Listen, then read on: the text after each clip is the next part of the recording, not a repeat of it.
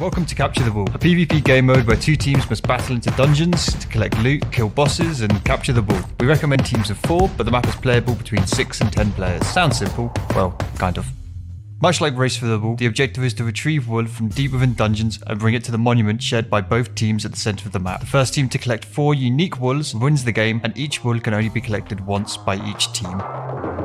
The map is a collection of floating islands with a deathly drop into the void between them. Each team starts and respawns in a home base at the corner of the map. From here, they can re-gear, share loot, and begin their assaults on the dungeons. The entire outside of the map is accessible to each team, so building bridges to connect islands and attacking the opposing team whilst they complete objectives is key. On the centre island is a magical tower with a slow levitating elevator. The all wool must be brought up to return it to each team's respective monument. Around the edge of the map sit 6 dungeons. These are divided into 3 difficulty levels: Iron, Gold, and Diamond, and each can only be accessed through their respective door, which must be unlocked by their respective coloured key. The Iron key is given to the players in their home base when they first spawn in, but all higher tier keys are found within dungeons. For example, the golden keys can be found within iron dungeons. These keys glow through walls to help guide players to them and are lost upon death and will respawn where they were originally found if lost. We ask players don't store these keys in chests or make attempts to get around this mechanic. Opening a dungeon door is as easy as bringing its respective key to the lock, right-clicking to put it in, and turning the key with a right click to open the door.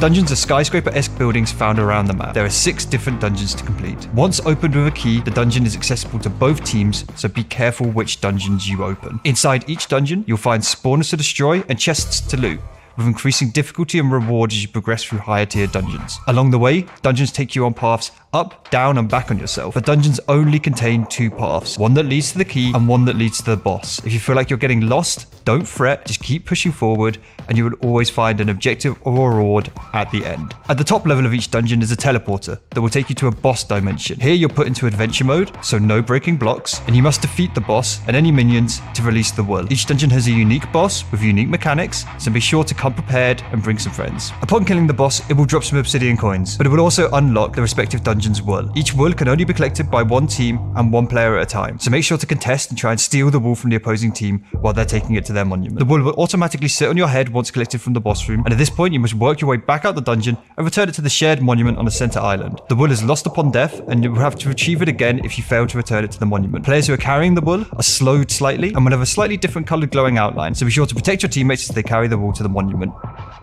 Coins are everywhere across the map. They are dropped by mobs and can be looted from chests. These coins can be redeemed in your home base at the vendors for consumables you'll need whilst completing the map: food, blocks, arrows, and much more. Coins can be found in and dropped by monsters in each respective dungeon. Obsidian coins are dropped by boss mobs and can be exchanged for powerful items at a special vendor right next to the wall monument. We recommend you share your currency between your teams, spend it frequently to ensure you have the resources you need, and use the ATM vendor to exchange down your coin for more resources.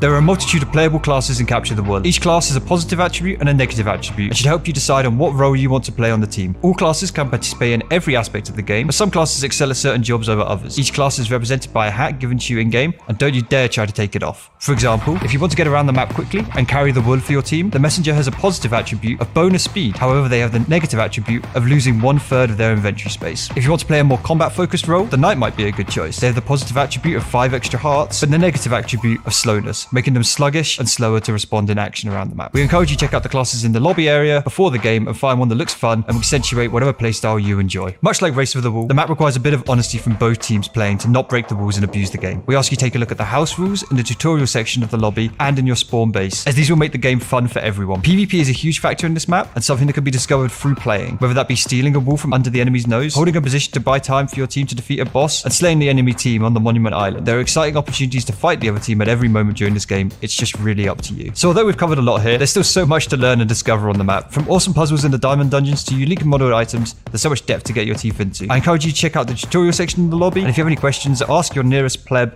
and they will give you a smooth brain answer. Thanks for watching. Thank you to all the builder plebs and all the coding plebs that helped make this map possible. They're truly awesome. That's a terrible thank you. I will go again. Let me read that thank you again, Joe. Don't use that one.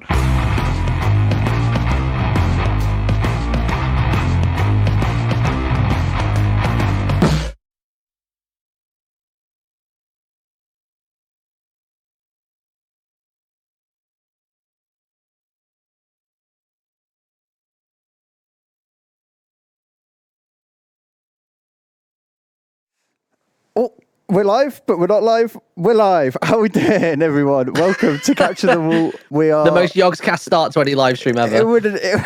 It's always going to be a little bit scuffed. I know TJ's fucking like making a spider out of his fingers trying to press all the buttons. How you doing, Martyn? Oh my god. Yeah, I'm good, man. How are you? Yeah, I'm good. I'm really excited for this game today. I think it's going to be really good. We've got so sick. A very different but special offering for the viewers today. It's not a Yogs game, but there are Yogs involved. It's the blebs. The blebs have arrived. Our pro player map maker plebs have arrived to show us how to play Capture the Wall. So I'm kind of excited because I don't think I've seen a game with this many good people in it yet. Not even on your like evening streams and stuff? We've always tried to include like someone who's new, or like we've always tried to get like a new person in there. Whereas this is four on each side that are basically people who have played the most out of this entire game. So if this game is like, if we're going to see the best game we're ever going to see, this is probably going to be it for a long time. Someone in my chat was joking that this is going to be almost like the Overwatch League, but of Capture the Wall. This is it. I was saying we should do a proper tournament. Like we should get a sponsor in and just have like a couple £100 on the line and have like loads of teams of 4 just going at it. That is exactly what I want to do. Once we can run multiple games at once, I want Yogs to captain teams and take their audience in, because I think that'd be so good. Also, I feel like people will just have some like hidden gems in their audience of just like absolutely golden Minecraft players. Oh yeah. Be super good. Right, I'm going to let the teams know they're ready to draft. Should we run through quickly who's on the teams? Yeah, let's do this thing. Oh, it was a really nice setup, but then Red Team have just come over and photobombed this lot. Oh my god, Red Team. I mean, I love but also hate Blue Team skins. It's weird. I don't really know what to say. It's just weird. Their skins are hilarious. They look like those little things that you throw at the wall when you're a kid. You know, they sort of like do cartwheels down the wall, like the sticky things. Yeah, like those. What are they called? Oh my god, they're guys probably called stick men, like, or something like stupid like that. All right, so let's run through who we've got. I've played with a fair few of these guys, so I can talk at least a little bit about what they specialize in and what they're good at. So firstly, we've got Slicker, also known as Adam. He's a Scottish guy. He is basically one of the best illusionist players we've ever seen. He's the guy. Did we play with him on our stream? I think he was on our team, right? I think we did, yeah, because he is nuts, and he's the guy who came up with the fishing rod strat. So, so you're telling me he's a horrible person? He's a horrible tryhard. So that'll be an interesting one to see. Obviously, we have team captain for Blue Team, Ravs. Honestly, Ravs has played so much of this fucking game now. Yeah. He's really good. Ravs is quality. We've got Justinian. I'm pretty sure every game they just play a knight. So they are just knight main. That is it. They're done. And we've got Squandus, American Bleb. Very, very good. Maybe one of the best PvPers. Used to be basically number 1 before we found Interp. So scary team. Honestly, no one on that team is bad at this game mode, and they all helped make it. So they know where everything is. They all know the chests off by heart. They know everything. They're going to have the roots down and everything, aren't they? I think that's the bit that scares me the most about this game, is they're going to complete the dungeons with like actual ease. Like it's going to be all about the PvP really, because I think the dungeons are not going to be like a challenge for these guys at all. It's just going to be second nature for them, yeah. Yeah. Then on the red team, we got obviously captained by Ped. Ped is really fucking good at this game. There's no denying it. He does just main explorer, which is a weird one, but I feel like he's just, I don't know. He's just really fucking good at Minecraft. He just is really aggressive. It's really scary. So I'm interested to know if Ped goes for super aggressive this game. Be kind of interesting. We've got Large Jeff, who's basically one of the best rogue players. That guy is just a killer on it. I think he has a 100% win rate as a rogue. So over like 15 games, it's not good. If they let him get rogue, it's going to be a big upset because they're probably just going to lose. Swaggy is a little bit of a molder, my boy Swaggy, but he's also really fucking good at Minecraft. So that's Mr. Fabulous is Swaggy.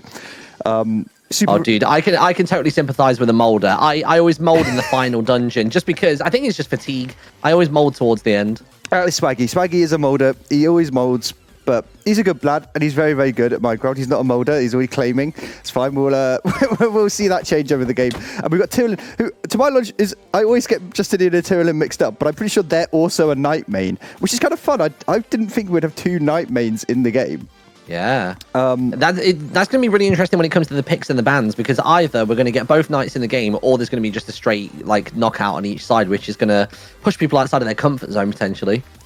Yeah, I wonder, because these guys all know what each other like to pick and play. So it looks like they both banned Ranger and Rogue. Maybe? Question mark? Oh no, only one team did. Blue team did. Blue team banned Rogue and Ranger. Did the red team do it as well? Really? Oh my god, they did. They both banned Ranger and Rogue. Holy shit! I guess they both know those are the strongest classes. I'm not sure. I'm surprised Ranger's gone. I think the new strategies with Ranger have been all based around stealing loot, and so people are really scared. I think that's what they define as kind of a game-winning play, is actually denying the other team loot and not really getting anything else. So I guess that's probably why they banned the Ranger, maybe? I'm not sure. I don't think... At least we don't have... I've still not made it yet. I still need to make a bingo card for Capture the Wool. And Rogue was absolutely going to be on that, as basically saying the Rogue gets caught in the water section of a dungeon. Oh my god. Because every time they're trying to dig with their slow fucking digging, and then someone's just above them placing a block whilst they're suspended between life and death over some soul sand water. It is so brutal. What's really unfair is people need to stop sending their rogues into gold dungeons. Like, we know this happens. Just stop. Well, at least we won't see that today because no rogue, completely denied out. So I think the way it works right now is we've got 2 denies for each team, which is just denying the other team being able to pick it, and then we're going to see some picks. Pedguin instantly picks the Explorer. Yeah, no surprises there. No, I don't. I think everyone knew that was going to happen. Now we get 2 blue double picks. Equally, Martyn, I'm just. Do you back any of these guys? Do you back any of these teams? You've played with a couple of these guys. What, any of the players? Yeah. I don't really know, to be honest. I've played with a lot of the blue team, so I probably know their composition the best in terms of like their strengths and weaknesses. And at the moment, just based on my minimal knowledge, I would lean towards blue. Because the only downsides that I really know of from the red team is you've already mentioned one of them's a molder, and then for me occasionally Pedguin is sometimes a little bit slow on call outs. Like I've had it before where the first I hear about the enemy team having the wool is when they're in the elevator, and that is just like, well, fuck, it's game over already. I think that's an interesting difference. I would say maybe Pedguin is slightly tipped on Ravs like mechanically at Minecraft, but also Pedguin's a really quiet capture the wall player. Do you know what I mean? He really likes to just play his own game and not talk, but we know that communication is like crucial, and absolutely if they haven't got someone on their team who's making like the calls for what the team should be doing, I'm concerned. Interesting enough, we actually got the Illusionist, Martyn. We have a game with the Illusionist. Who's playing that? Adam got his Illusionist. Nice. And Swaggy, I think, also got his Executioner. Swaggy's one of the few people who likes playing Executioner and rates it really highly. I'm going to have to make a notepad file to figure out who's who then, because it's going to be with Fast Teleport, I'm familiar with a lot of the other skins, but if someone's an Illusionist, then I'm going to have to figure out what their hotkey is. Yeah, we're going to have to keep track. To it's going to be an effort for us, but it's all right. We also got Ravs with the Bulwark. That's also one of Ravs' favourite classes. So they're picking. I feel like they're picking their comfort stuff. Do you know what I mean? But also having this rogue band, for a lot of people, that's a comfort pick. A lot of the high level players really, really rate it. So they're going to get forced to pick something that they don't usually want to play now. Yeah. I kind of want to see a Grenadier. I feel like I want to see an inch of silliness. Do you know what I mean? I'm excited to try Grenadier again. I feel like I started to find my groove with it. I was sort of like, I spent most of the time just kind of experimenting, really, was figuring out like how to utilize it with the web arrows particularly. That was a really nice combination. And I wasn't even really particularly fed by Lewis, even though he was the looter at the time. Because he was running harassment rather than running on progression. But I played a game as Lucy yesterday and tried my hardest to farm coins, and I managed to farm 2 stacks of diamond coins from the diamond dungeon. Considering from the amount of coins you get from chests from diamond dungeons is exactly 2 stacks. The looter in there is insane for money. I ended up buying an entire stack of TNT arrows. So I really think people are undervaluing right now how strong the looter is for generating money. Like if you're really trying to just hit mobs. So yeah, I think there's certainly, if Looter Grenadier combo is nuts. Like the amount of money you can give and generate for your Grenadier to buy TNT it's crazy. It looks like both of them abandoned the loot boy. No one wants to see the loot boy. It's really interesting. I like that we're getting these mirror bans. Do you know what I mean? It's interesting. I feel like Looter at the moment, nobody has ever really utilized it properly. Like other than you mentioning you doing it, but I mean, I guess maybe they've witnessed that and they've now seen the destruction of it. So why take the risk? Looks like Justinian picks Explorer. So you've got an Explorer on both teams. Man, it's really interesting that Explorer is just rated to be so highly. Maybe people just really enjoy that passive resistance. I guess it's always good, right? Oh yeah, absolutely. Oh man, I'm really excited to see an Illusionist. Also, Illusionist is hard. Illusionist since we first added it has been nerfed a lot. It only gets 7 hearts. Like 7 hearts in Minecraft is nothing. You can very easily be one shot by like an executioner with an axe and stuff. So he's going to be I guess all it is you get your first dungeon done, get those obsidian coins, and just quickly give them a flower or two, and that will essentially like get them back on level pegging. And then there's not really too much of a downside to that. Then no, yeah, you can nerf their downside, but still, even with a flower, they still sit 1 heart below max. So yeah, you can never fully get full HP again. But be able to get the drop on everyone is crazy. There we go. Tyrellin picks the knight. I did think it would happen, and it looks like Jeff takes the berserker, which is kind of an equivalent of rogue. I've not seen berserker played, to be honest. I think that's like his backup pick. He can't get his rogue. He basically wants another attack speed class. So I like that. I mean, that's good. So what's the reminder of Berserker again? I can't remember how this one plays. So increased attack speed at a lower health. Yep. So that's the lower their health gets, the harder they hit. So at 1 HP, I believe they get 190% attack speed, which is insane. Yeah, jeez. But at maximum HP, they have less than average attack speed. So you kind of have to constantly be taking damage. To get the attack speed up. Just for reference, the rogue has 30% attack speed increase. So you have to take about 2 hearts to be down to what the rogue is at, or about 2.5 hearts to be where the rogue's at. And to be honest, like with the amount of people forget to eat and the amount of mobs that are knocking about, 2 hearts down is basically nothing. Everyone kind of lives in that kind of like 3/4 to half health territory anyway, also, just in any given game. When you're getting down to like 4 hearts and you've got like 160% attack speed. That's then a one tap, isn't it? You're attacking so quickly, it's insane. Yeah. So it looks like Squadness also picks the Berserker. Don't mind, I wouldn't have predicted this. I don't think I would have predicted both of them picking Berserkers. It doesn't even look as though they're doing it to try and keep any kind of like mirror picking going, because there's quite a different mix on each side. Yeah, so yeah, what we got? Let's run through it again. We've got Ravs on the Bulwark, we've got Slicker or Adam on the Illusionist, we've got Justinian on the Explorer, no Knight for today for Justinian, and Squandis as the Berserker.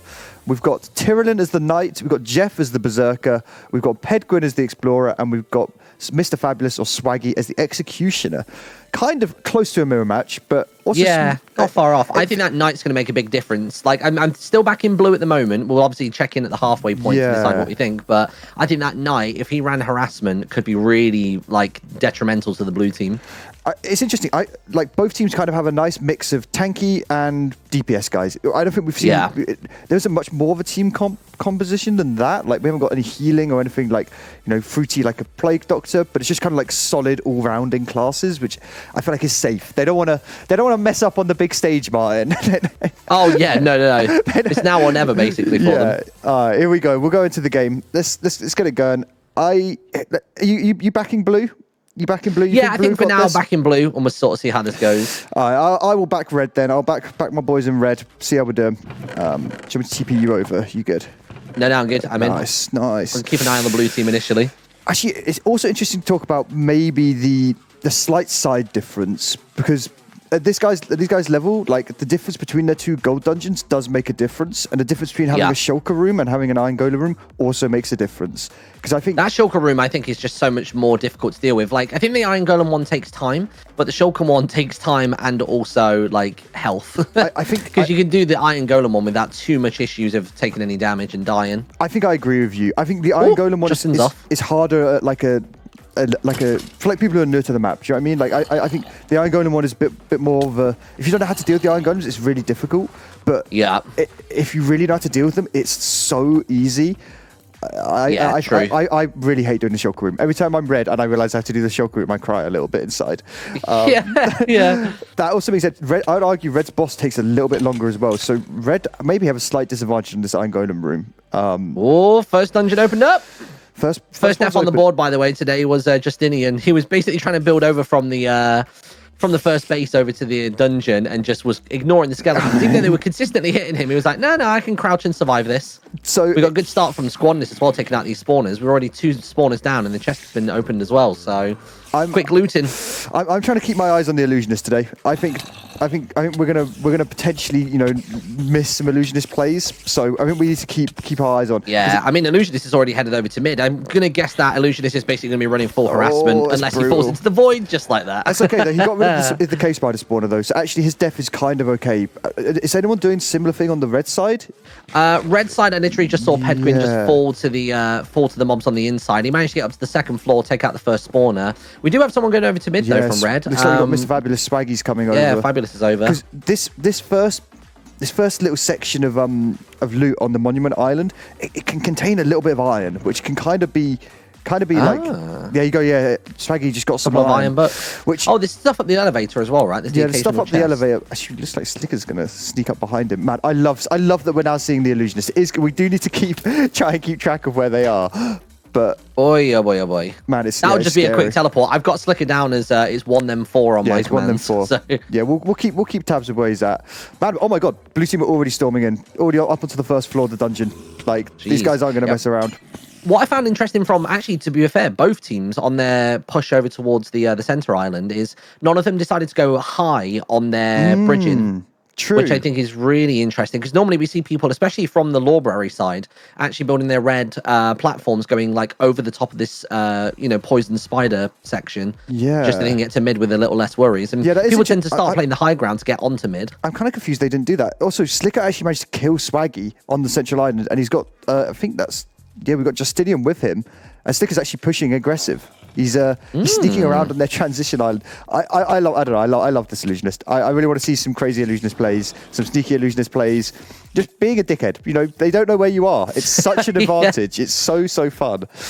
Literally being the worst. It looks like Tyrolin's about to head up into the first cobweb section in the library as well. Loads of really good loot in that one specific area. There's that one really frustrating spawner that's about like 6 blocks up and 1 block back. But other than that, to be honest, nothing's spawning for him. Look at that. He's just blitzed through. Maybe they've already been here? I don't know. That red team are really deep. Pedguin was all the way in like the tight corridor section already and just died. Like, these guys are storming. Also, I'll be interested to know, I don't know how much PvP we're going to see. I don't know whether they're going to value just rushing dungeons themselves. Because I don't know. It's gonna Do you think we'll see earlier pushes on diamond dungeons because they know the value with the netherite on the server? Yes, probably, yeah. It's also worth noting we've got the timer on. So once a gold dungeon is open, after 15 minutes, the other gold dungeon will automatically open, and the same works. That's so good. The same works for diamond. So once one team opens a diamond dungeon, 15 minutes later, the other diamond dungeon will open automatically. So nice. That in 15 minutes, you can make a good amount of progress for a diamond dungeon. But also, I think the fire tower is doable in 15 minutes. It's very, very fast. To be honest, the ice tower is not too bad either. Like last week, I did the ice tower, like in some sections, single-handedly, and a lot of it was, again, like you said earlier on, you can just run away from stuff. Like I ran through from puzzle 2 to puzzle 3 in a single stretch. I left all the spawners behind to make it harder for them to come and interrupt us. It's super easy to get in there. And just solo puzzled. Looks like I'm trying to gauge who's actually ahead right now in the dungeons, and I think Blue team are moving a bit more as a unit, but I think actually red team might have... Red are just about to get to their shulker room. They're basically like... actually, they're right there. They're literally about to tower up straight in towards it. Yeah. Looks like... Oh, my God. Adam already has full iron and is illusionisting around. Look at him. Look at him. He's just there on mid-island. Not really doing much. This is almost on par with, like, Boba. But I really by the way, happy birthday, Boba. Yeah, happy birthday, Boba. I hope you have an amazing day. She's streaming later, so everyone make sure to go give her lots of love and wish her happy birthday. I like this by Adam, Adam's going in to go for some rogue, yeah. But this is good. Like, he didn't, there's no point fighting Mr. Fabulous, head on. You might as well just sneak past and get the drop on them while they're doing their dungeon. Like this is how you play the Illusionist. You don't want to take a fight head on ever. You always want to get the drop on people because you need to make up for that lacking of HP. Like it's so crucial. This is where we're going to see the difference between the responsiveness from the blue team and the red team, because obviously Fabulous is in there with the blue team right now, but they know he's there. Yeah. Whereas Illusionist, they haven't got a clue. And they're down to one person in the shulker room as well, so they're having a bad time of it. This could actually be a really easy steal. With no knowledge going into a shulker room, there's explosive ceilings as well. There's only 2 shulkers left. This timing is actually really bad for them. Oh my God. This is really bad. Adam's zooming no, we got more. There's still like 4 or 5 of them. Are there 4 or 5? Okay. And down he goes. He's not even going to have any competition. No, there he is. He's literally at the entrance to the room straight away. He's going to check it. It might be too much for him, though. Let's have a look. I don't know. As long as he's got a bow. What can he? He's got the crossbow. He can get some nasty shots in. He's a crossbow boy. Okay, dodge. Oh Oh, so he has like no HP. You got to remember that like Shulker's actually hit for quite a lot of damage. At the moment, it seems to be hitting for around about 2 per 1, and he's just had to box himself in. The thing is, he could hide in here. He could maybe even like just hide in a wall. Yeah, I guess they don't even know he's there, right? They have no idea he's actually even in here. Oh my god! Yeah, they come up, they try and cash the key in. the door opens up behind them. Is he gonna hide in a wall? I think. Oh, that would be the best play. Literally the best play. I would love to see him hide in a wall. That would be so funny. Please, I'm going to stay here because I want to see if this plays out the way that I hope it does. I'm going to quickly just go check because I think Mr. Fabulous is actually cutting deep into the blue iron dungeon. Yeah, he is. He's in the water section. Looks like Ravs going to try and make a hold on him. Oh my god, he's also in full iron. Ravs, careful. Oh no, he's just going to hold this corner by the looks of it. Slicker is. Slicker should just hide. Slicker should just. Yeah, that's it. If he just stays there and crouches, he should just sit behind that wall and enjoy himself. He's building. Yeah, because look, he's not using glass. He's using the wood. He's trying to build himself in a sneaky little hiding hole. Please, please. Yes, he's doing it. He's doing it. Oh my god, yes. Oh my god, please. The play. This is going to be unreal. Because as soon as that key goes in, he'll basically just attack them from behind and take everything. Oh, they've spotted him. No, he's too slow, and down he goes. Oh, if he just would have gone into reliable. He could have just gone into that log hidey hole, and it would have been perfect. Slicker. That's the one time I kind of wish that he was stream sniping to listen to us, because that would have been an incredible play. Oh, Ped's gone quite far in. Squadness and Ravs both coming out to have a contest, and here we go. I think Squadness is just going to leave it for Ped and Ravs to just have a go. There we go. Let's get the tally up. Right, Pedguin has got 1 kill on. Oh, no, actually, no, it was Ravs. No, Ravs didn't get it. Damn. Oh, no, Martyn, they've beaten the Iron Golems. We've got Iron Golems loose. They built a staircase, or one of them somehow managed to get in. Actually, it's not too bad. This is a redeemable Iron Golem.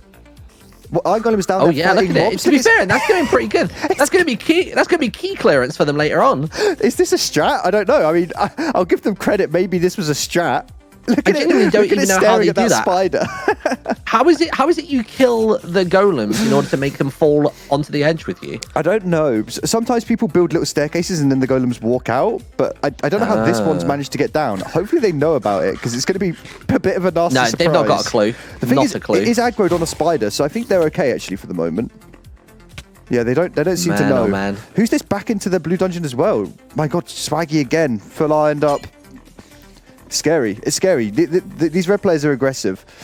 Do we have... The thing is I like the aggressiveness, but I almost want them to go in, like, quickly grab a key and get proc 3 and then go back to get them. So that protection 3 armor, like, full iron set, that would be such a game changer for harassment, wouldn't it? It's actually interesting. Good point. Oh, Squadness go down to the golems. Squadness. You didn't even need to go near them. What are you doing? Oh dear. Oh, no. How are they doing inside of the shulker room? It looks as though we've got, like, 2 or 3 people in here at the moment. One embedded in the wall. Pedguin on the ground, just trying not to die. We've got can't have many left. The elusionist is on his way. He's nearly up here. So this could I'm still seeing like awfully 5 timed in here. This is grim. This is not going to be good timing. If they don't notice that Slicker is literally seconds away from being here as they complete this room, he could steal everything if they all die. Looks like they're healing up though. They don't look too sad, do they? No, they're looking okay. I think the problem is, right, is he's got less health, but because you always get that first hit advantage for the most part, it's going to be fine. He should just wait here. Yeah. This is the waiting game. Oh my god, he's right here, Martyn. Let maybe 1 or 2 of them die. Oh my god. Oh, look here, look. Oh my god, this sneaky little boy. Look at him. They're not going to know the difference between being shot by an arrow and being shot by a shulker. Oh no, Jeff spotted him. Berserker turns around and look at them all. The panic. I'll be honest, the harassment plays could be better here. There's the key, and Red Team have got an easy grab on all of their nice iron armor. Yeah, and also bows. Power 1 bows. Some of the first offerings for range damage, which is really, really good. Really tasty. I'm really genuinely surprised that the shulkers have been taken out before the golems here. Yeah, I mean, great team effort by Red, right? You got to give them some credit. That's pretty well done. They did it. It looks as though the downstairs golem has been dealt with. I'm not seeing it anymore, so they must have. It might have actually died to mobs, because mobs were just spawning. Oh yeah, right? I guess like, so. Yeah, mobs might have actually killed it. I'm interested because that means Red Team are now just onto their boss, and the timing is now really bad for Slicker when he's going to try and get over there and get a steal or something. I think it's too late. So I don't love this. Man, Slicker's going to be able to run some really nice harassment, though, as they're trying to bring the wall down, because they can't think like, oh, one person's right here. I'm going to make sure that I go ahead and he can just sit by a sort doorway, myself knock out him with a into high the void. ground. Like, yeah, he's got a lot of options for sniping the wall carrier. Blue team I still think that I still think that hiding in the wall play would have been the best. The hiding in the wall play would have been. I mean, that's the type of stuff we can see with the illusionist. We haven't been able to see it in Yogscast games because it's insta banned. But I really like that now we've got an illusionist wandering around the map. We'll see some silliness. Yeah. Blue team also completing that Iron Golem room, not too far behind. 30 seconds a minute behind. It's not awful. Ooh. But red team. I feel like Fabulous and Slicker are going to have a real back and forth. It just always seems to be those two going up against one another at the moment. Boss is cleared, Martyn. They're done, and they got the wall. Jeez. Wow, that was fast. It's the power of having 3 players on your team go into a boss room. You do kind of shred it. And to be honest, with where the blue team are right now, I really don't know if they're going to get back in time. I guess the goal would be for them to grab the gear, forget about the boss for now, drown themselves in a body of water over here, and just get out ASAP. Yeah, the trouble is Mr. Fabulous Swaggy is just running aggressive. Like, you kind of don't want to leave your boss open and then steal the obsidian coins. Yeah. To be honest, it looks as though Ravs and Justinian are going straight in, though, so... I think they've got got time. time. They can deal with the bees. Even if they just, they could just kill the boss, get one person with the wall, and everyone else suicide. Then, and then they respawn and go to the island. You can do this quickly. Yeah. There's time to do this. We've got Slicker though, the illusionist on the island waiting. I want to know what his thought process is, because if you can get oh shit, Ravs is down. Yeah, Ravs is down. Boss has gone down there. They've just got the snakes left, but Justinian's getting caught in a corner, but he's got plenty of health to deal with this, so he's all right. He's got the obsidian books. He's about to grab the wool, making his way out. This should be an interesting one. Squander's looting the gold key. I didn't see that. I did not see that. The wool is nearly out, Martyn. The red wool is nearly out. They are very, very, very close. There's not much of a blue defense. Slicker is making himself way too known on the center island. Like, this is the one opportunity that you've got to like hide out the way. Even if you got the elevator and hide, they're not going to chase you right the way up. You're not going to win back these and forth, fights. and he's now lost this engagement. You're not going to win these fights head on against an executioner, or maybe he is. Or maybe you do. Yeah, geez, no, go up. Maybe go up. Maybe Adam you can be is just invisible. You can taunt them from up high. You've got that crossbow. The Sit up high and go for it. The ball's here, Martyn. Like, they know though. They know he's in the elevator and they're pinging him. He needs blue friends. He needs blue friends to stop this right now. But all of his blue friends, we've got one bringing down the wall, one's making their way over towards center. But that's all we've got. Where's the 4th blue player? I don't understand. Down. It's Slicker. He's the illusionist. Oh, of course he is. Yeah, I'm looking for outlines that's not going to exist. Number 1 tally. Look for how us easy getting this red confused about the illusionist. But this red team move, I love this. Just to be honest, though, they've all bundled committed onto one player. If one can get into the elevator as they're about to try and do, it's the Knights who stand the best chance. But I think there's just too much knockback going on right now. Yeah, this is too much. This is well, just good teamwork by the red team. The goal now would be then to start rushing with blue to try and secure the spider island to start making your way over. Slicker's already onto center, so he can start running distraction. He's pulled 2 of them away as they're making their way onto that transition island. Oh. This is mad. Look at that, Berserker straight across the bridge. He's going to be able to deal with Pedguin solo. And then look, Justinian can get straight onto mid with not too many worries. Oh, there's no iron chestplate though on Squandis. He's bare-chested, and I don't like that. Got to remember, though, Tyrellin is about to cash this in, and they'll be straight back down to start helping out. And they've got the obsidian buck, and I don't know what they're going to Yellow wall. Numero uno. Okay, this is not looking good for blue team right now. I'm genuinely quite surprised that Tyrellin didn't make the push onto center and just start running around a little bit. Yeah. It's a 4v4, and we're just going to fight with the spiders. This is going to be 4 nasty. HP on Justinian. This doesn't look good. This doesn't look good. Ouch. There goes the wall. Oh my god. Red absolutely cleaning up. Slicker getting a nice knockback off the edge, though. That's pretty good. That Knight, though, causing them problems, exactly like I said it would. The thing is, you got to remember, they've been playing... Pedguin's going into their dungeon straight away. Early game with an illusionist, you're playing down. You got someone with just strictly less HP.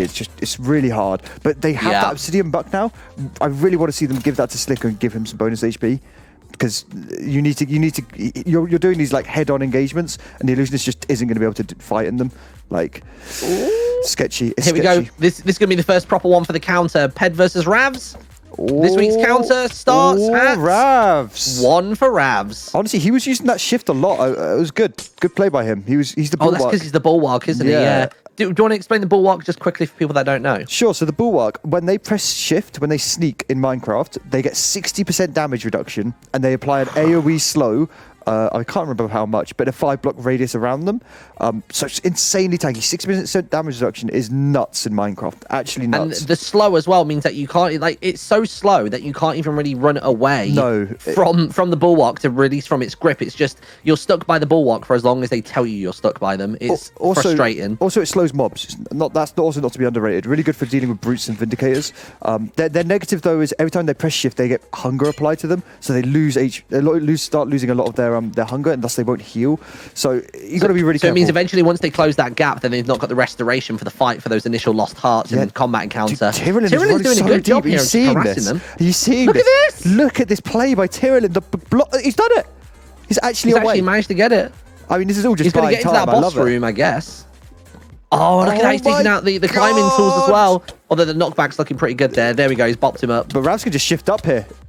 You know, this is the advantage of the bulwark. You just hold. Yeah, like he completely fights by shifting. Yeah. Like, watch him. He's constantly ducking. Love it. Very smart. Man, really good plays. This is what we're going to get. High-level plays like that. That play in the water by Tyrion was so smooth. Just swimming and turning to place blocks. I love it. Considering that they only had to get through a 1-block gap as well. It's not as though they were swimming and like being full-bodied. They were actually like horizontal. So the fact he was still able to block them. That just shows his efficiency at block placing. Look at the Squandiff. Just diving over to mid as Pedwin tries to take him off, but just told, nope, your bridge isn't going to do anything here. See you later, bud. Straight into the void. Do we have a key for the golden dungeon? We do see someone from red, Fabulous, making his way over to the entrance. That is true. He might just be doing cleanup of the spawners, though, to be fair. The overlay might not be working. The scoreboard might not be working, but yeah, he might just be doing cleanup of spawners. You know, it's good to just get this job done early before anyone else is around. And he gets a couple. Gets a couple. It's all right. It looks like, someone is going to get their key, though. Who's this? We got Tyrion's going back in, going to go grab the gold key for their team.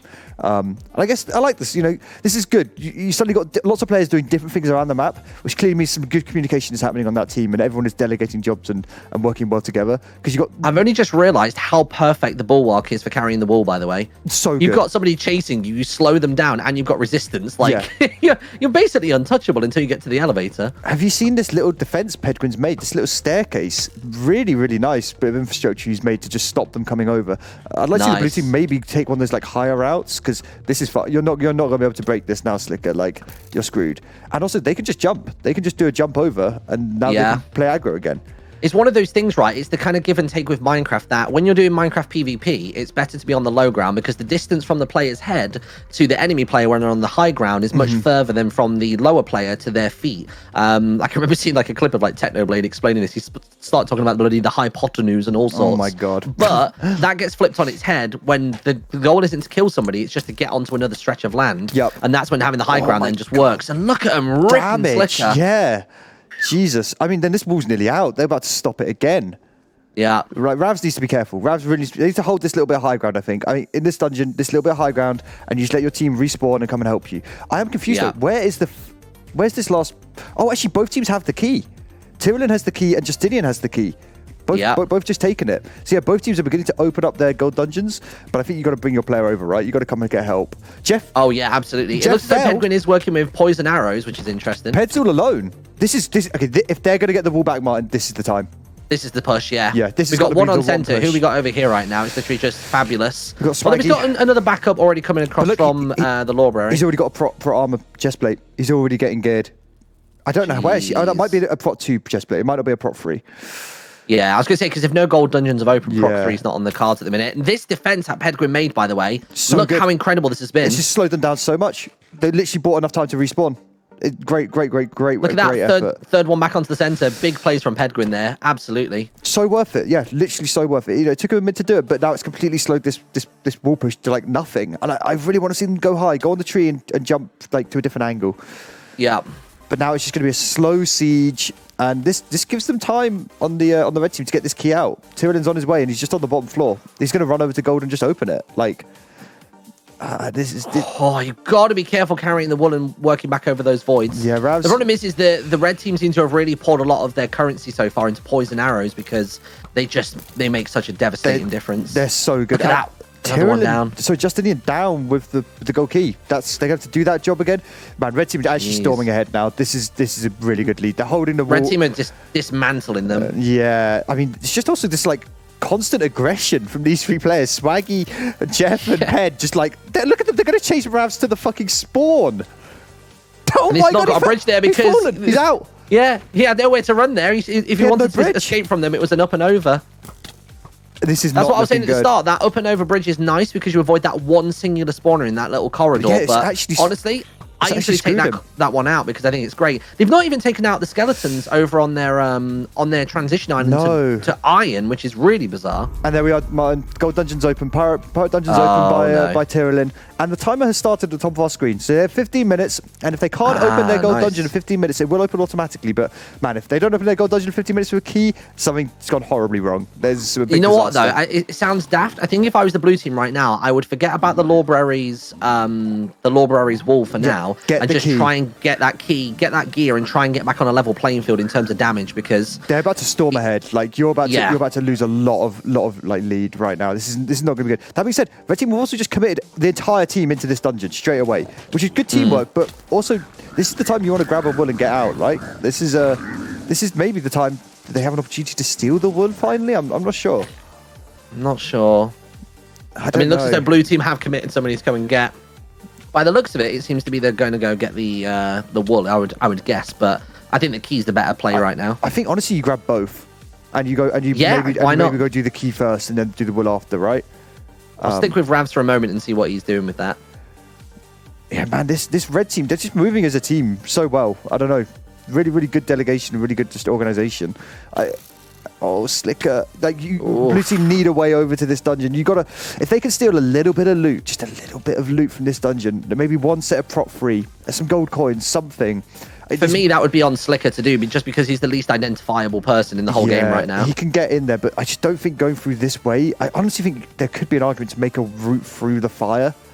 You know, just to get in there sneakily. Yeah, maybe. Because they're going to be so hyper aware that you're coming in this way. They can just see you. They can see you walking in. Yeah. Ravs seems to have gotten the wall. It'll be interesting to see if he gets the key. I'll circle back to him in just a moment. Yeah, I really want him to get the key. I really think he should do that. Because you don't want to commit two players, right, to do basically what can be the one job in that dungeon. I keep losing track of Slicker. Has been waiting. Yeah, basically Slicker's on the transition island to Pirate. It seems as though he was waiting for the red team to sort of forget that he was even there. And he's doing some very quick bridging into the body of water. Trying to stay on that low ground as to not alert anybody. Yeah, he's just going to stay sneaky. Yeah, look at that. It's so sneaky. Such a sneaky boy. Oh, they see his nameplate though, maybe. He's good. If anything, they'll start looking in that direction just purely to look over at Justinian. Now he gets a drop though, actually. They can get the drop with two. They might have to kill Ped here. Nice. This is good. I reckon they'll take out Ped and they can start pushing into that dungeon as a duo. Yeah, I love this actually. Good. What you do is you send in Justinian first, get the other team's guard down, thinking like, oh, only one No, there's three of them now. Okay. And they're not very deep, Martyn. Actually, there's still a lot of loot in here to steal. This is a great time for them. To be honest, and where Ravs is literally coming out from the dungeon now with the wool. Great distraction. If they've got one in the dungeon, they're going to get distracted. They've got Slicker Illusionist on the middle. Only Ped is going for the center, and somebody can hold him on the skeleton island. Yeah. Ravs has got an absolutely clean run here. As long as Squandis can hold his own. Oh, just leave it for mobs. If I was Squandis, just move back slowly but surely. Let the mobs do the work. Yeah, let the mobs do the work. But he's letting them do it on him instead. Oh, no. Here we are, round two, Martyn. Ding, ding, ding, ding, ding. Place your bets, ladies and gentlemen. The battle of the century. Pedguin versus Ravs. Elevator to hell. Let's go. And he's been knocked out the side already. He falls to his death. That is securing the blue wall getting put in. I love it. Fantastic. But he didn't grab the key, Martyn. He hasn't got the key. He didn't. If I was Squandis right now, straight over to go and get that key. Honestly, whilst one's going up, one goes and grabs. Huge play. I mean, they might just go full aggro into the other team's gold dungeon and just wait for theirs to automatically open. It is an option. If I was them, I guess why not go in, grab the key, and then you can then open a diamond dungeon later on if you felt like it. It looks like Tyrellin is the deepest in on this gold, and they're just about to reach the bottom of the water area. So there's still a lot of loot. The top floor still has the majority of the loot, and if they can get Slicker in, where is he? Yeah, Jeff had a good effort here on the elevator. Him and Pedguin are having a little back and forth, but really these two fighting is kind of all for naught, really. Oh, Ravs, sorry. Slicker's in the dungeon with Justinian. This little duo. They're actually going to get the drop on Tyrellin right now. Tyrellin, I don't think he knows, and he's got mobs everywhere. Oh, look at that! They've just opened up the shortcut as well, which makes life even worse for them. That shortcut, particularly if you've got an illusionist on the other team, is going to be really dire. Yeah. Fabulous is down to 2 HP.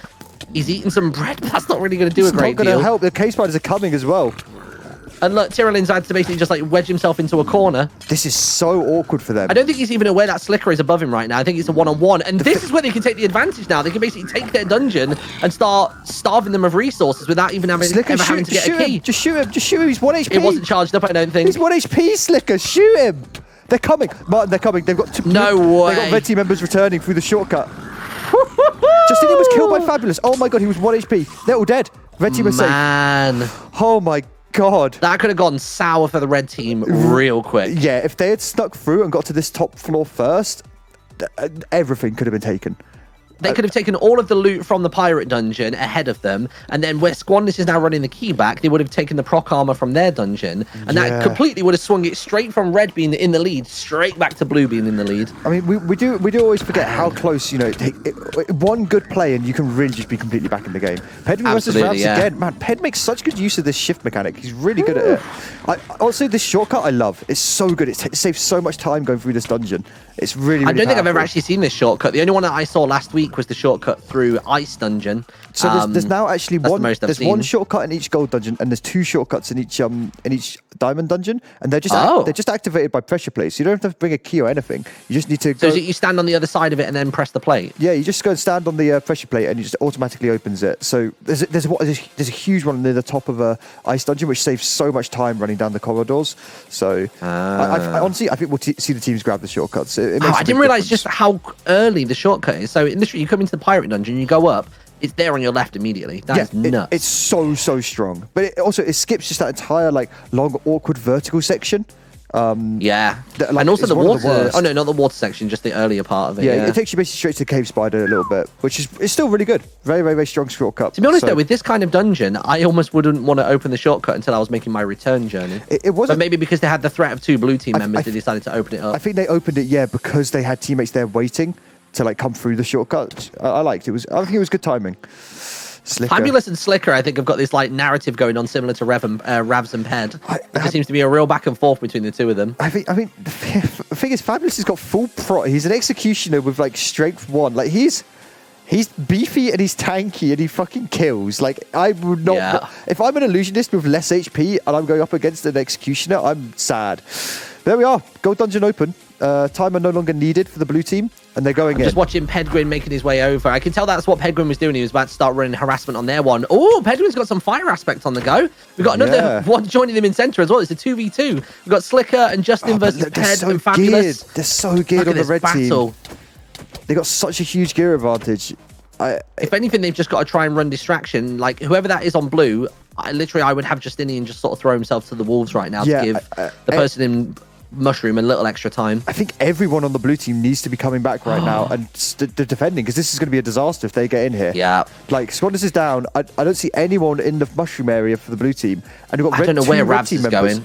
Like they need to be moving right now. One of them fell. Swaggy fell to a spider. Pedguin might fall to a spider as well. Oh my god, there we go. MVPs. That could not have been better for blue team. I actually think that just saved blue team the game. That would have been so bad if they had gotten the whole over game. There. Why I don't even understand what Ravs and Slicker are even doing. Like, what pathway is Ravs creating right now? Slicker's going back for the for what looks like their dungeon. Where's Ravs?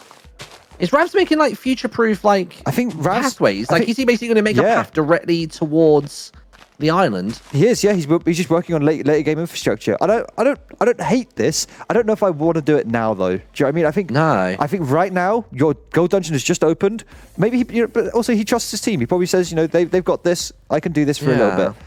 This is good though. This kind of infrastructure is so valuable. We saw that from Ped. He built this staircase and it stopped the wall return. Now Ravs has countered it with another option for them. So I like it. Yeah, true. Also, to be honest, it looks as though they can get like part way up. If they can do some cheeky little bits of parkour, it looks as though they could get about like a quarter of the way up the elevator without actually having to go in from the ground floor, which is pretty good. Look, Ravs destroying their infrastructure on the way out as well, which is really, really nice. Yeah, really good. I like this. It's a slower pace of play by Ravs, but I actually think it's good. We saw it from Pedgren. I think we'll see value in what he's just done there later. So good stuff by him. It's amazing how quickly this has just become again. Both walls are collected in. Both teams are in their own respective dungeons. Like we're just back to level pegging again. That being said, strange. the red team, they've got players on the top floor, Martin. They have made some serious. Don't get me wrong. progress. They're further ahead, but it's just they're on their own respective sides. Like there's not too much in terms of like other dungeon harassment going on, other than maybe Ped coming over to give them a little tickle every now and then. It's also worth noting the route down to the diamond key has been altered a little bit, and it has some easier mobs. It no longer has any brutes down there, so you can actually make a run for the key and grab it and get out pretty easily. But look at Jeff with these brutes. And he's just stuck herding with them. He's just herding them around. I love it. I think he's trying to open the chest, but they're just a little bit too in the way. And if they stand on that chest, they are going to be able to reach it. So he's got to be super careful. Jeff's good at Minecraft. I trust him. He's not going to beans this up. He might get a little bit of farming done first. There we go. That's what he needs. He needs that sweeping edge to kick in. Looks nice. Looks like Pedgren and Mr. Fabulous still trying to run aggressive in this mushroom run area. Ravs, I know you're working on infrastructure right now, but this is potentially armor being stolen by Mr. Fabulous. I would come and help your team. This gold dungeon scares me. I don't like this. I don't like having a red team member in your gold dungeon when you just opened it. This is too sketchy. Man, Jeff's noticed the mob spawner. Look, he's just going to try and basically like tank the brutes. There you go. Oh, he managed to take out the spawner, so he managed to do his part before the end. And they've only really got like 2 corridors left, and then that is. They are really close. What does that even lead to? Does that lead to their boss room? So it does. The lower corridor leads to the key, and the upper corridor leads to the boss room. So yeah, so boss room, they've nearly got the full straight completed there now. Yeah, they've got just a creeper spawner and a brute spawner, it looks like. So honestly, not too hard. They can deal with this. I think the job is just actually making sure you don't miss any of these chests. These chests are filled with so much good loot. There you go. Paper's going for the lower floors. Slicker's just taken their key. Oh my god! And now he's revealed. Slicker's just taken their key and he's just rinsed them for a bunch of golden bucks. Wow! Oh, I had no idea he was up here. That's insane. Wait, let's check what Slicker's putting in chests, because he might have got a lot of good stuff. It looked like he got like at least that chest, and I think maybe 1 or 2 just before it as well. Yeah, so he got a load of gold coins. Just like the silent stealer. That's nuts. I love that. We had no idea that he was up there. He was so deep. He was so deep. Oh, we've got a blown open wall here. I'll fix that. That's right. We've got invisible blocks now as well that stop people getting out. Oh, right. Okay. Because look, the water isn't flowing. So some pleb gloriously fucking invisi-blocked it. So actually, even though it looks open, they can't fall out. It's all good. Dude, have you tried this? Go into creative mode and then look at the wall and then basically go straight back to spec. And it all just automatically fills and vanishes and stuff. It looks so cool. Oh, what of the barriers? Yeah. The barriers come in it's almost like it's like a bloody Joe Hickson video. It's so weird. Yeah, it's like the Matrix. I put a spectral mask on it, and then I cranked up the saturation. That's how Joe talks, apparently. That is how Joe talks. We've got Tyrellin at the double chest in the pirate dungeon. That's filled with some really, really nice loot. Diamond chest plates, good bows, lots of really valuable stuff in there. It's one of the key chests for getting. But it looks like they've made their way to the key really awful. But I think Pedgren's managed to sneak out with it. So 3 of them, mine. 3 of them doing Captain Gok. I like this. Yeah, that's going to melt. I mean, I've managed to do Captain Gok in the past, solo. Yeah. And that was mostly just with a bow as well. So seeing 3 of them go in with really heavy classes, other than maybe Pedgren, this is going to be super, super interesting. And so while this is happening, I see we have Spraggy still trying to run offense. I don't think I've seen him actually make it into the dungeon, though. I think he's just been holding them up outside. And, you know what? Honestly, if he's just wasting some of their time, it's not awful. Yeah, it's okay. How deep are we in the blue dungeon, though? Actually, they've made it past the hardest room, which is the Vindicator Witch's Head room. So that's that vertical ascent through the water, isn't it? Yeah, and he's just died. Actually, this is good though. He got both the spawners, both the Witch and the Vindicator spawner in this room are down. So this is actually pretty much home dry. I don't think there's much challenge left in this dungeon for Jeff. So I think if I was the blue team, I'd be looking at the fact that they've just gone and entered into the boss room and just decide what you want to do from there. Now we do have an illusionist, Martin. We do have an illusionist sneaking up, and he's actually not that far behind. He's on his way. If he can get the drop on them when they're doing the boss, this is actually going to be so big. There we go. Tyrellin's in there basically doing the boss by himself at the minute. Oh, is he? Okay. All right. Yeah. Well, let's go in the boss room and watch it, because I think Slicker might sneak in. Yeah. How are they doing? They're doing okay. Literally, Tyrellin can just tank this. It seems to be that Tyrellin can just hold his shield up and away you go. Oh my god. It'd almost be quite nice if... Yeah, it seems as though the shield actually just works. Maybe we need to give Captain Gok an axe or something. Maybe, yeah. To take those shields down. I think literally any of them, if they just stand there and stare at him with a shield up, he does no damage. Nothing, To be fair, nothing comes through. Pedquin wasn't doing that. Look at him, he's just stood in the doorway. Oh my god, he's right here, Martyn. He's so trolly, they literally don't even know. Oh my fucking god. He's just waiting to see if any of them get low. Can he get a snipe? This is why we love the illusionist. This is why we love the illusionist. Even if he gets in and the only snipe he gets is taking the obsidian bucks, that would be huge. He might go for it. Penguin's spotted him. Penguin's clocked him. The boss is really low. The boss is really low. Two of them low. are going to deal with him. 15 HP for one illusionist isn't going to be very much. Oh, I love these plays by Slicker though. I love them. They're great. Like, it's so sad none of them are paid off yet, but if one of these plays paid off, Martyn, it would be game-changing. Like, actually game-changing. So I think if anything, he's going to be mentally wearing down the enemy team because they know that he could be anywhere at any given moment. Dude, he was in the room. Oh, my God. Yeah, I couldn't see the bar either, Slicker. Yeah, feels bad. I only saw it when it went to like 0. Yeah. Oh, we've got a nice little engagement happening over in the mushroom dungeon. It looks as though we've got Squandis and who's that? Mr. Fabulous. Read their name. Yeah, it's Swaggy. Yeah. Squandis and Swaggy. They are best of friends, but they also hate each other. So this is gonna be an interesting one. A lot of rivalry here, I think. Honestly, you know what? Swaggy's doing a good job actually of just slowing down progression. As long as he just keeps Squandis here, Squandis has to deal with him. His team's bringing out the wall, Martyn. They're speeding. Like, if I was Swaggy right now, I would stay on top of Squandis, keep that fight going, but purposely don't kill him to give him a chance to reset to go and start defending this wall being cashed in. Yeah. Just basically keep him in this like annoying state of like combat. But then he's about to get sandwiched from the other side because then comes Justin. Swaggy. It's just to get caught on that. Oh, nobody's got bad timing. Okay? Oh, the mobs that are behind him as well. There we go. The Vindicator's coming through from the spawn of in the next corridor. They need to be careful. Whoever that is for blue right now, they need to communicate that red on their way out because it looks as though Ravs is headed straight back to mid. He's going to start trying to break some of their infrastructure and secure mid. But wait, this timing is really not good. They need to get their guys out of their gold dungeon right now and come stop this. I'd be straight back into that water and drown, honestly. Yeah. Or just to go run into Vindicators or something. Like, just go. Yeah. Just you need to stop. I mean, Ravs is destroying their infrastructure. That will help. But they can also just switch. They can switch and just go to the spawn and go back via their iron. Well, no, Ravs doesn't realise that Fabulous is right behind. Slicker's there though, actually on the interception. That was nice. That was such a nice little surprise there. Save from Adam. Love it. Can they 2v1 him? I mean, Ravs is scary. Bulwark is a really scary class. You just don't deal any damage to them. Yeah. Oh, with the knockoff by Ravs. Nice play. Damn. Nice play. Good so work. we got one blue on the mid. We've got look, you can see already that Slicker is making his way over. He's going to get on the higher rise of it, and they might not even know he's there. They don't even know he's here. He's so sneaky. Look at that! He could have got them straight off into the void. He's levitating arrows. No way. He's going for it. He's going for the forced levitation. I mean, they've got water. This is like a guaranteed easy save, right? Yeah. They shouldn't be messing this up. This buys his team enough time. Like whenever he does levitation, they're always going to go back outside pirate rather than trying to push for mid. Yeah. They also, bear in mind, they have a pirate key. They have the diamond key on one of their players. I can't remember who has it. I think Pedquin.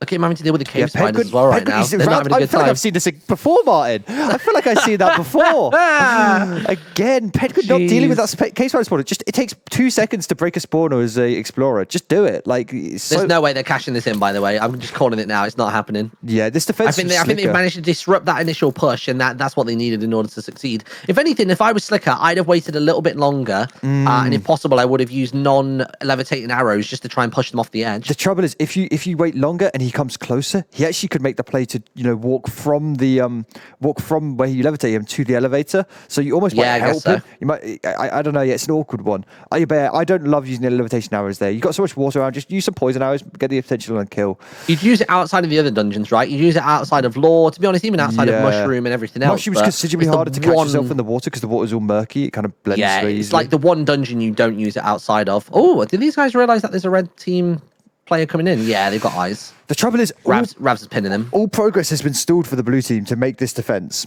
True. Nothing is happening now for the blue team, and they don't have that top layer gear. They don't have the bows that you get from the top of gold. They don't have all the gold coins. They don't have everyone in full prot. Like, this doesn't feel as good. If you're now just going to bash heads against each other, I think the red team have the advantage. Yeah, absolutely. It looks as though I can't tell whether Jeff is going to be trying to go up to get Slicker. Like they know that Slicker's an annoyance on the top of the ledge here.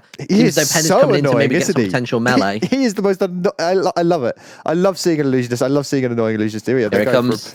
Top down He's illusion down. display. Wow, actually taken out by Tyrillin. The backlines. Also, this is a knight with the wool. He's got 30 HP, he's got full pro, and he's got pro diamond armor. This guy's tanky as hell. Yeah, this is really sad. Look, they've completely shifted their focus because they know they have to right now. It's basically 3v3, but Red have got the high ground. This is really rough for them. And we also got Mr. Fabulous, I think, running from far back. He's going to actually catch them on the backlines as well. I really don't like this for Blue. This is a really awkward defensive position. I think this. I was saying that they weren't going to cash this in, but I've immediately changed my mind. Yeah, I really don't like the look at this. This defense is awful. What are you doing, Justinian? Stick at the top of this ladder. I don't like this at all. This has noticed that someone's coming from behind. Okay, Maybe that's going to make much of a difference. Slicker's always 4 there, though. 4 HP. Ravs is 1 HP. Nice play for everyone. Good teamwork to react to the player coming in. But they lost Justinian on the ladder, and now they've got to fall back further, and Red Team get an inch closer and closer. If anything, if I was them, I'd start trying to build out like a double width bridge. What the fuck? Phil is making like a dirt tower. Phil, you all good? You all good? Oh my god, the levitation play from Jeff. He's coming in. We got Red Team members on the Monument Island. If I was them, the play right now would be to let one of them hit with the levitation arrow and get onto that like higher rise of the central monument. Why not? I don't like this there we go. Team. One down. Wow, Tyrillin going straight in. Yeah, I don't like this at all. Tyrillin's going to make progress Justinian's now. completely ignore the wall carrier. It looks as though we've got Ravs coming in with this as well. But the problem is we don't know where Slicker is right now. He's on the ground floor and he's gone. He's gone. He's out. Tyrillin, the trouble is Tyrillin doesn't have the sticky shoes, Martyn. It's so easy to knock the wall carrier out of the elevator now. And I like this by Ravs. Just hold the elevator. Honestly, I'd say just go up. Go up and go up further. Like they don't have sticky shoes. His shots though, he's absolute monster with these arrows today. Yeah, he's doing really well. Oh my god! Look at that, and because they're poisoned, that combined with the full damage, it's really bad. Dude, he went down to 8 HP. Like that's scary. Fabulous is down to 2. The numbers are going to start swaying real quick here. Yeah, if Blue can make a good push here, this is good. Everyone's Squan is really pushing low. on Tyrillin as well. 3 HP for the wall carrier. Get out there before Justinian gets in. Slicker's coming in for the push as well. Oh my god. Tyrillin, 1 HP. 1 on the head. 1 HP. 2 HP and he's down. Wow. Oh my god. I can't believe they defended that. Ignore anything recent Martyn said. Past Martyn knows all. He's a god. But Ravs, they weren't cashing that wall in ever. I give credit to Ravs. Ravs was the hero, holding that elevator and buying his team time. Like that. And those poison arrows literally began Tyrillin's demise. It was great. Really, really good play by Ravs. Man, really well. Honestly, just such good play by both teams. Like these guys do know what they're doing. They're crushing it. They work as a unit. Like that's the big thing is that literally once a fight kicks off, you can tell that they're all screaming the name of the other player that's supposed to be going out. They're calling out targets and stuff. Look at this push though. All of Blue Team are just pouring into that pirate dungeon. They're just going to go steal their wall. It's interesting. Red Team actually taking a minute to re-gear. I guess maybe they're fixing armor. Or they're making diamond armor for some people. Swagging nearly in full diamond armor now. Oh, it's scary. Durability is nuts. Scary. There's no keys out in the field at the minute either. All keys are reset to their points. I'm interested by what Blue's objective is. Is it just slow down them getting this wall? Because they've sent one person I think potentially. Back. They've got one Squadless person's who's going in the back dungeon. in. And honestly, the mushroom boss is very soloable. Like very, very soloable. It's really not too difficult. It just takes a minute. And they're close actually. I like this a lot by Squadless. Seems as though somebody from Red is headed to mid. It looks like Fabulous is going to push in towards Squadness, so that will unfold soon enough. Yeah, but look, they're literally just holding the dungeon door. And maybe they've got Slicker. Where's Slicker? They got Slicker deep. Slicker's going deep. Slicker's at the top layer. Oh my god, yeah. He's already at the top. I mean, and they have no idea. They probably just think these two are just running harassment just for the sake of it. Obviously, Slicker's invisibility sort of vanishes, or at least his outline becomes apparent once he's got the wool. But until now, I don't think Red Team realise just how detrimental this play is to them. Yeah, this is gonna be sad. Because the thing is, they might not. Oh, we got some rockets being used. So, Martyn, interesting though, we did actually upgrade the rockets. It turned out we'd put in the terrible rockets that don't deal any damage. So now the rockets you get in Gold Dungeon deal 9 damage on a direct hit and on like a lesser AoE. So they're actually put into good use. They're really strong. To be honest, I don't think I've ever once used the rockets. I thought they were just like a fun item. No, they're now insane. It's like a rocket launcher. It is crazy. Rav's tanking up, but look at this. Look at this. 3 team members on him. I mean, it's not going to last much longer, is it? There's only so much more he can hold on for. To be honest, though, look at him. He's just still delaying and delaying and delaying. So tanky is that bulwark. Now, question is, he's actually decided to come out with the wool. If I was Slicker, I'd have waited, let them go in and grab the wool, and as they're coming back out, just follow him out the exit and just push him into the void. Yeah, I wouldn't have grabbed the wool there. I think that's bad timing and bad communication. You know, the blue players at the bottom should be saying, we're going to lose this hold. Don't grab the wool. Just hide and stay invisible. Snipe the single player that they send up to go grab the wool or the key. Yeah. And just slow that down. Instead, he might actually now choose to hold water. Oh, God. Okay. Yep, Do they have a rogue? Yep. I don't know. I would like to see him get rid of the magma blocks, but it doesn't look like he has time. He's just got to go for some kind of water hold. But they're already up there. God, that was quick. They're really quick. But he's going to do the do-si-do. He's do-si-do. He's managed to do a 180 on him. Oh, my God. They're right on his case. He's doing the blocks behind him. That's really good. He's fucking gone for it. This is not good, though. Oh, this is really bad. With this many cobwebs, you don't get out of this unless you're very fortunate and lucky. He's going back up. He's just anything. They're so slippery, little boy. Oh, he's out. There we go. Oh, good effort. Good effort. I mean, we love a trier. We love a trier. Looks like on the blue side, yeah, we're still trying to make progress. Is this Squander still deep in the mushroom dungeon? Looks like it is. He's trying his best to cut deep. Squander's actually gotten to the boss just yet? I don't think so. I'm just going to check. Yeah, there's still spawners and there's still chests up here. So this entire area actually still hasn't been looted. God, it's such a mess to fly through. Yeah, it is. It's so hard to I mean, fly what sort of through stuff we're looking at in the chests around here? Let's see. We've got the double chest with all the bows, which is obviously very important. But there should also be some pro armor hiding away up here as well. There's a fire aspect axe with efficiency 3, some gold books. I can't actually I can't find a lot of the chests. There's one by the key as well. Yeah, there we go. We got proc 3 and a riptide trident by the key, which isn't too shabby. Squandis goes down. This progress on this mushroom dungeon is so bad. Look at this highway that Ravs has made. Key, though. Have you seen this highway from their mushroom? Yeah, it's ridiculous, right? I love it. That's great. I think the idea with this highway is he wanted to build it over to this watchtower on the left, because again, once you get up to here, you can potentially parkour across to a slightly higher reach on the such a varied line of attack. I really like it. Really good play by Ravs. But Red Team, I just feel like Red Team are kind of all over them. They've got the wool. They've got players stopping the mushroom dungeon progress. They've also got the key, I believe. Is that on Jeff? Yeah. So they got. I feel like Red Team are doing so much around the map. Like it's gonna have Fabulous's hold on Squandis and Justinian right now is really strange. He's managed actually to take out Squandis, which is surprising me. I guess it's just that executioner vibe going on. He's just got so much damage. Like just hits so hard. Ooh. And now he's become a sucker to his own cobwebs. That's the end of that. That is the end of that. That's great. Big old clash in the middle as well, finishing with Ravs taking out Pedguin. Add that one to the counter, folks. And look, plays. Red Team about to bring a wool out by the looks of it. See, I really don't like this timing yet again. Blue Team are sending members into the gold dungeon just as Red Team are bringing the wool out of their gold dungeon. Nah, they're headed to mid. They're good. You can't be going in right now. You got to go and defend. And the thing is, if I was Red Team, I'd be getting onto mid. I wouldn't worry about the one person that's at the door, because at the moment they've obviously got. Actually, no, I guess Slicker is on mid as well. Yeah, looks like we've got Pedguin and Swaggy and Mr. Fabulous realizing we need to get on the Monument Island. We need to start holding it right now. Like this is. Ravs is trying to basically take out some of that infrastructure. I love Ravs' addiction to infrastructure. Is great. I think Lewis had that when we played last week. Lewis was really into infrastructure. That's why I had to keep building it inside of the pirate dungeon specifically. We've also got Slicker sneaking around on Monument Island as well, trying to be a sneaky little boy. Looks like he's actually managed to get some bonus HP, I think.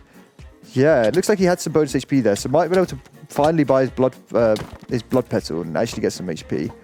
But I don't know. Do you think Blue can hold this again? I mean... Damn, another Blue down. So they're down to basically 2 on the center. We've got Slicker and literally only Slicker and Justin on the middle. This could actually be a very, very quick steamroll for Red. Slicker, can he hit? If I was Tyrolin, careful with that 5 HP. Oh, was that 5 or 15? It's 15, it was 15, okay. He's okay, but that's still straight low. Up the elevator. Still low. Wow. One knock from Slicker here and full damage. This is going to be sad. Jeff protecting. Jeff, well protected.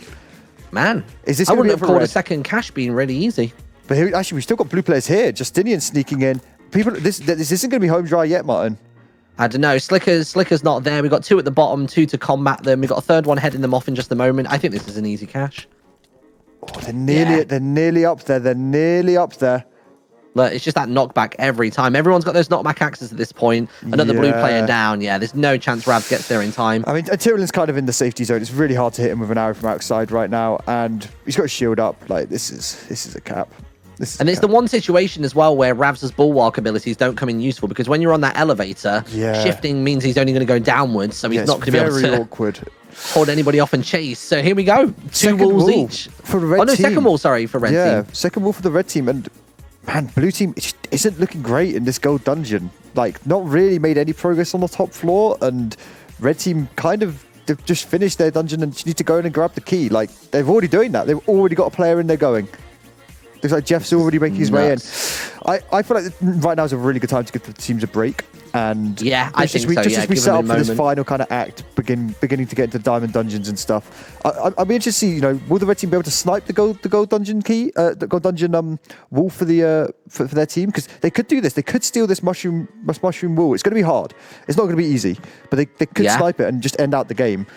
Or do you reckon we're going to see a diamond dungeon wall? What's your prediction, Martyn? I think we're going to see a diamond dungeon. I really don't see a diamond dungeon where they go for fire. I think it's going to be another ice dungeon, just because I think ice is just generally less of a nuisance. Like, there's nothing that's going to set you on fire inside of the ice dungeon. There's the occasional wither skeleton, but they're really not that detrimental to the players. And also the puzzles really are easier. Like, you can solo them if you really had to, whereas the red team's the fire dungeon, those puzzles, they gotta drag you can solo, but you need a bloody Excel spreadsheet to be fair.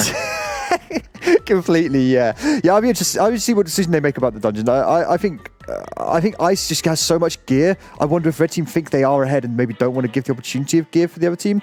And also, it's worth noting, Ice is actually next to the Mushroom Island, so they might think that actually dragging them over to fire is maybe easier if they're kind of splitting efforts. Do you know what I mean? It's easy for the blue team to both do the Mushroom Island and try and help fight at the Ice dungeon. So I'll be interested to see what they open. So yeah, we'll be back in a couple of minutes. We'll continue the game. Hope you guys are all enjoying it. BRB? BRB.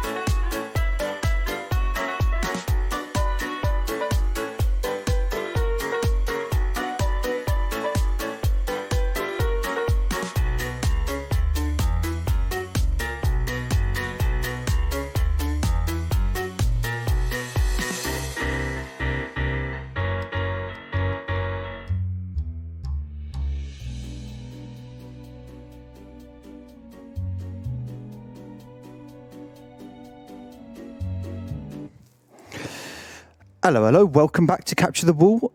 Showcase game. Very, very high level game today. Super good. Super good stuff. I feel like we haven't seen too many mega beans. Do you know what I mean? I feel like we've just seen some really solid play. It's good. I've enjoyed it. How you doing, Martyn?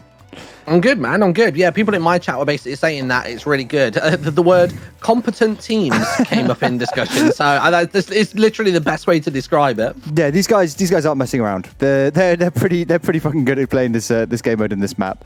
I was having a little think on the break, and red team certainly have the advantage right now. They just got their second wall, and they're going to get their diamond key, and they're obviously making this attack on Mushroom Island, but I think blue team can come back. I think something we haven't seen pay off yet, and I think can be a game changer, is Slicker on this Illusionist. He's made so many plays, and if one of those plays pays off, he can buy his team so much space and time.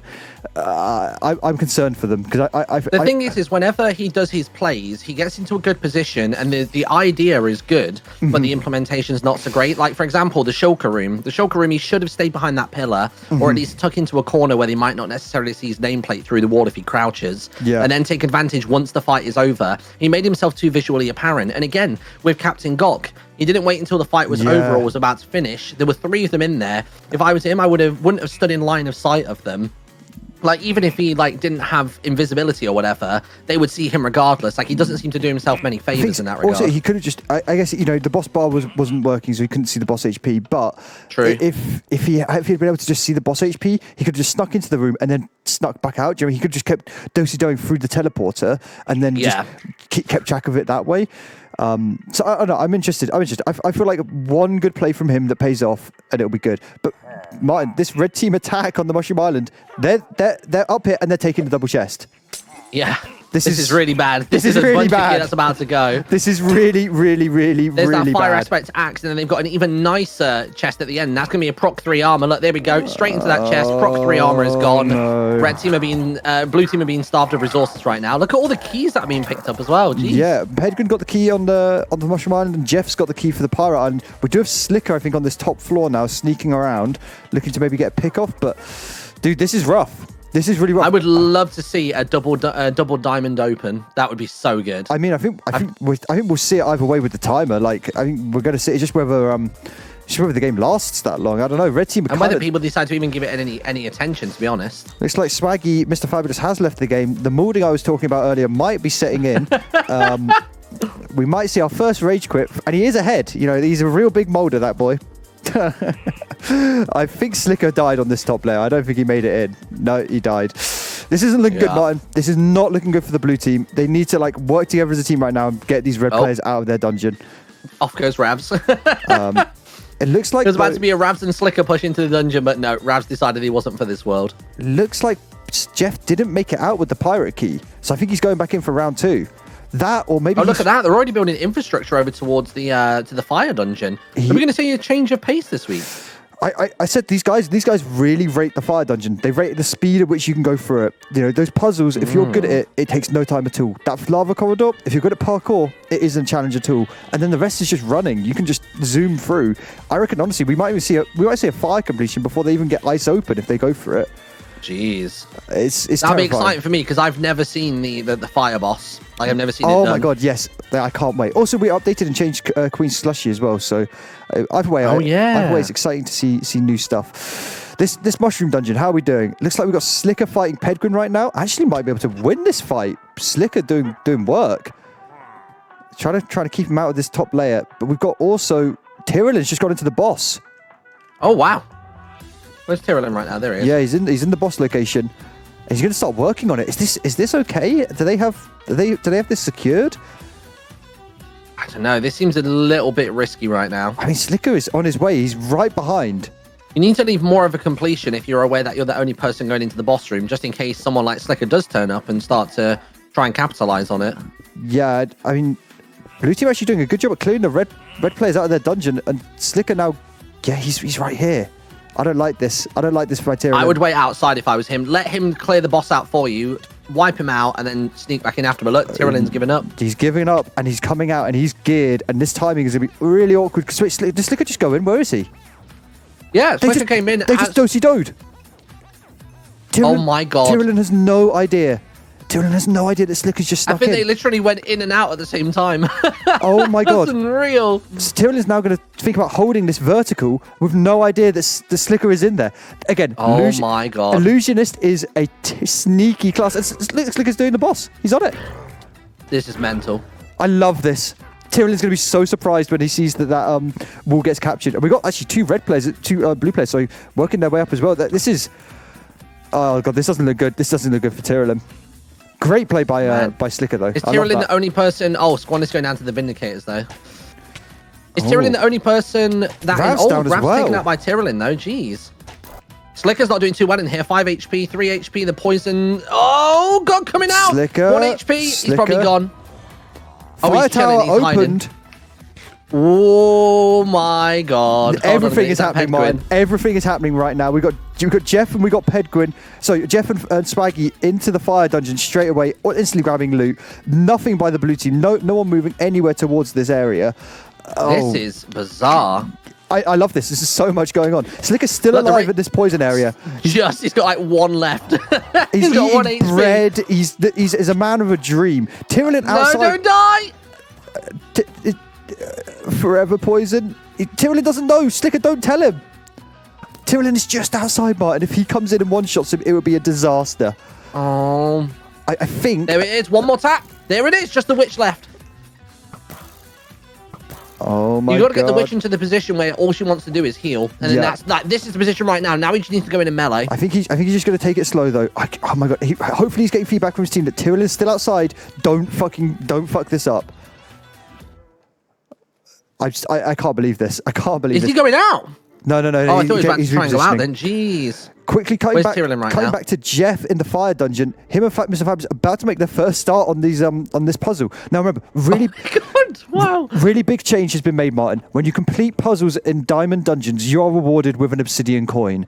That is a huge change. That now, every time they do one of these fire dungeons, fire puzzles, which they're about to start doing, and these have been made a slight bit easier, so your progress gets saved. So if you can come and watch this, as he steps on the correct blocks, they turn into crying obsidian, so he knows the path he's gone down. So if they can complete these puzzles, they're getting obsidian coins. That's HP for people. That's tons of stuff. Slicker actually dying. Slicker was shot by Tyrellin. Tyrellin's in. Tyrellin's in doing the boss. The boss is still alive, Martyn. Oh my god, Justinian's in there. Like out there. No, get to Tyrellin. Justinian and Tyrellin dueling. The boss is on no HP. This is a fight for obsidian coins right now. Oh! Tyrellin getting smashed by the witch's bottle as well. Come on, Justinian. This is so... She's giving up on healing and down goes Tyrellin. Blue team can actually steal this. Oh my god. That timing for them must have been so close. Thank God blue team got their obsidian coins there. Wow. So when you're saying that the obsidian changes to crying obsidian, does it stay that way for the duration of the game? Yep. It does, yep. So I actually love that. So it means it's a bit more soloable now, and it means if you fuck it up, you don't lose all your progress. You can just instantly, run down your path that you've already found. And it looks like they're going to complete this first puzzle. They're really close, and blue slowly sending some players over, but this is late. They're going to get a lot of loot in this lava corridor. Yeah, I mean, what's this first one right here? This first chest has got a bunch of diamond books. To be fair, to be honest, that piercing crossbow, that's going to be nasty. That basically will shred through any shield, completely ignoring it, and that shortcut's opened up. The shield piercer. They get the obsidian coin. They get the shortcut opened on the puzzle. Oh, yeah, look, there's a shortcut here as well. So not only is there a shortcut for the puzzle, but it's the shortcut for the... Yeah, this lava shortcut saves so much time. The lava run. So much time, Martyn. You don't have to run any of that lava corridor, which is really awkward and basically the meat of the lava dungeon. So no infrastructure here either, though. They're just literally nerd poling it. I don't know. I don't think we're even going to see the ice dungeon open at this rate. Like, they're moving so quick. 2 people fighting downstairs as well. 2 blues trying to take out 1 red as it stands at the moment. It's literally just on a heroic hold. 1 HP. Oh, with Squadness and Ravs and gone. They're sending it in. I mean, let's cut back quickly. Justinian. Slicker was killed by Justinian. Justinian, I guess, respawning Slicker so he can send off to... He's running off to lava, it looks like, right now. Yeah. Justinian on his own bringing down the wall. Red team, I'm mod checking. Where are they? Are they bringing over anyone? Is anyone going to try and stop this wall defense? Or I don't believe so. No, look, it looks as though everyone's bundling across pirate and headed straight into fire. They might be too distracted with lava right now, Martyn. It's hard to know if whether they're distracted or whether they're just simply saying, you know what, let them cash that wool in. Let's get back to a dungeon versus dungeon, and we'll just make sure we're netherrighted up to the ears before anything kicks off. The thing is, Squadness and Ravs are close behind. They haven't made much progress on this lava corridor. Swaggy's cobwebbing everything. It's horrible. Oh my it's word. actually horrible. This is hard. Look at that, though. The trident. He loves the trident, Fabulous does. It's something that we've been discussing a lot, and our more regular players. We think the trident is very good. It basically hits as hard as a diamond sword, so it's a melee weapon, and it's also a ranged weapon. And you get so many uses out of it. I honestly think the trident is very underrated, so I'm glad to see us Swaggy's using it. But man, Pedguin back in versus Squandis. By the way, killed. Oh my god. Pedguin killing Squandis. Looks like we've got one red team member. Oh, he doesn't even realise that Slicker's there. Slicker's in there. This will be huge because he's only going to focus on the one enemy that he can see an outline of. And if they run actually, he's going to leave them to ascend. Looks like then maybe he might pull back. But Martyn, we've got the blue wall. We've got the purple wall coming back in on the blue team, running down the mega highway that Ravs has made. We've only got one red team member defending. They're committing one person for this defense. Jeez. I don't know. If I was Justinian right now, I would just basically take a sprint jump over towards mid. Yeah, who have we got? I would take this 1v1. If I was the war carrier, I'd take this 1v1. Tyrellin doesn't have a shield. Justin, get down onto the ground. Once he takes that high ground from you, he's going to be able to snipe me down. He's waiting for Squandis to come in as the Berserker and just clear this out, I think. And then they've just got it easy cap. But we've got another red team member now coming in. Looks like we've got Jeff, the other Berserker. Oh, he's waited too long. Now they're getting teammates back. I don't know. I don't like this. Look, Jeff clearly doesn't have any blocks. Jeff's literally having to mine a bunch of wood so he can even build over to the infrastructure to get onto the center. Oh my God, Jeff. What is this preparedness? I mean, this is the value, though, of destroying infrastructure. He's buying so much time. Oh, Tyrellin 1 HP. Tyrellin 2 HP in the elevator. They've got it. They got Tyrellin Justinian solo as well. It's only 3 HP, though. If there was a bloody boba level of shot here. I mean, yeah. If he can bow and get that one hit, that would be monstrous. I don't think Jeff's looking for it. I think he's just looking for the build. That trident! He was trying to go for a long boy snipe there. Man. I think they've got it. And I can't believe it, Martyn, but we're actually going to be back to level pegging 2 walls apiece. I can't believe it. This is nuts. The game is progressing so quickly. So much is happening. So cutting back to Fire Dungeon, they're nearly done with this lava corridor. And look at that 1-for-1 in the middle. Jeez. Man, I'm so happy for the blue team. Big comeback to get that wall out and to get the boss. You know, not to lose that all. They were close to disaster there. Well, so at the beginning of the game, I obviously said that I thought the blue team were going to win just based on my minimal knowledge. At the halfway point, we didn't really discuss this. Like, coming into this half, who did you think was feeling stronger? Did you think it was red? I still think red is stronger, but I just still believe in the illusionist play. I think a single strong illusionist play to save the day, it can make or break it. And I think we haven't seen it pay off yet. But if we do see it pay off, it's game and blue win. Yeah. So I don't know. I think I might still back red. I think they still got the advantage. I mean, they're probably slightly out gearing the opponents as well. A lot of people were seeing in diamond armor and stuff. So. If the red team was smart right now, where they're currently stood in the dungeon, I wouldn't open that shortcut. Yeah, I think they hold. Oh my God, Swaggy in the lava, not looking good. This is get out. This is bad. Melee also He's getting body checks by one blaze. Very low, and we've got also remember we have an illusionist as well as Ravs coming up here. There's multiple people coming up. Yeah, where's this illusionist right now? Right next to Ravs. Oh, dealing with a bunch of the cobwebs. Yeah. I mean, he's still in iron armor though, like not even prot. Like this is sad. This is a sad game for some of the blue members. They have not got gear. And here we are, red team. Now they have to make the decision. Are we going to actually do this puzzle or do we hold?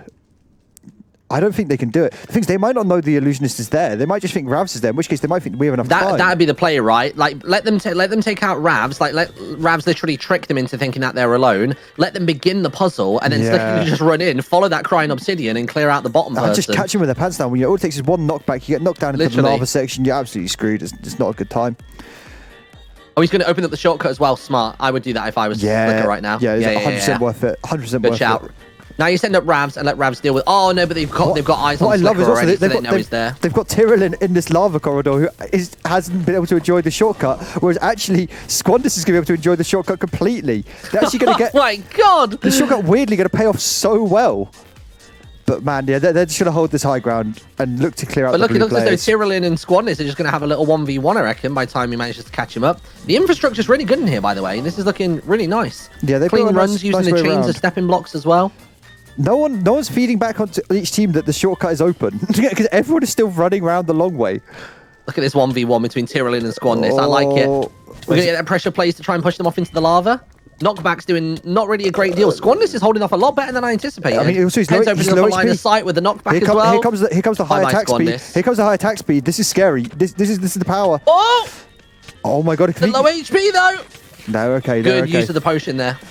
And this is it. Now they're set up. Now they're set up to do this puzzle. You've got 3 players. Two reds up and puzzle. Yeah. Yeah. 2 to do the puzzle, 1 to defend. This is good. They need to take advantage of this now though, before blue players get a chance to react. There's no insight from either team that they're even considering going for the ice dungeon as well. I think it's just full send on the red. And the thing is, we actually haven't even got that long until the ice dungeon opens, Martyn. It's about 6 minutes on the timer still. So even if they just run into the first 2 floors just to get a bunch of gear and stuff like that, that would probably swing the balance back for that little power struggle to get the wall out of that dungeon. Looks like not much else going on around the rest of the map. Everyone's just full committed, return to fire dungeon at this moment. And that's okay. You know, you got 6 minutes till the diamond dungeon opens. You got some time to try and slow this progression down for the red team. But I don't know, they might be able to just do this. Yeah, so you have to deal with the blazes first before you can do anything. How difficult does this maze look? Okay, this maze looks pretty bad. Yeah, this one's pretty grim. This one is really grim. No, this one's a piece of piss. Actually, it's not that long. If you don't get lost... You just get onto the right wall and basically go straight after that. It's really not too difficult. Yeah, as long as they don't get lost, it's a pretty easy maze. But if they get lost, they are screwed, because it's so many dead ends. Nice. Clearing out those blazes. Do those blazes continually respawn, or is it just a set amount? I think periodically they do respawn, so you need to kill them and then quickly make some progress. I've never been aware of them as part of this puzzle, so that I didn't realise that actually was a bit more difficult than I thought. It's interesting. Their range, you kind of ignore them, but then when you're halfway down the puzzle, their range kicks in and then they start shooting you, and that's exactly when you don't want to be shot, when you're kind of awkwardly What are they doing? perched. Why are they having a chin wag? Get this puzzle done. Oh, I think Swaggy had no food. Okay. To be fair, he had fallen in the lava like 5 times. I think it burned through everything. But I like this. Red making a far more conscientious defense of this lava puzzle. And do you know what they've done, Martyn? Look at Ped. He's flowed all of the lava in. Wait, hold on, what? They flooded the way up. Look at it. No way! They've broken all of the blocks around this lava lake, and they just there's no way up.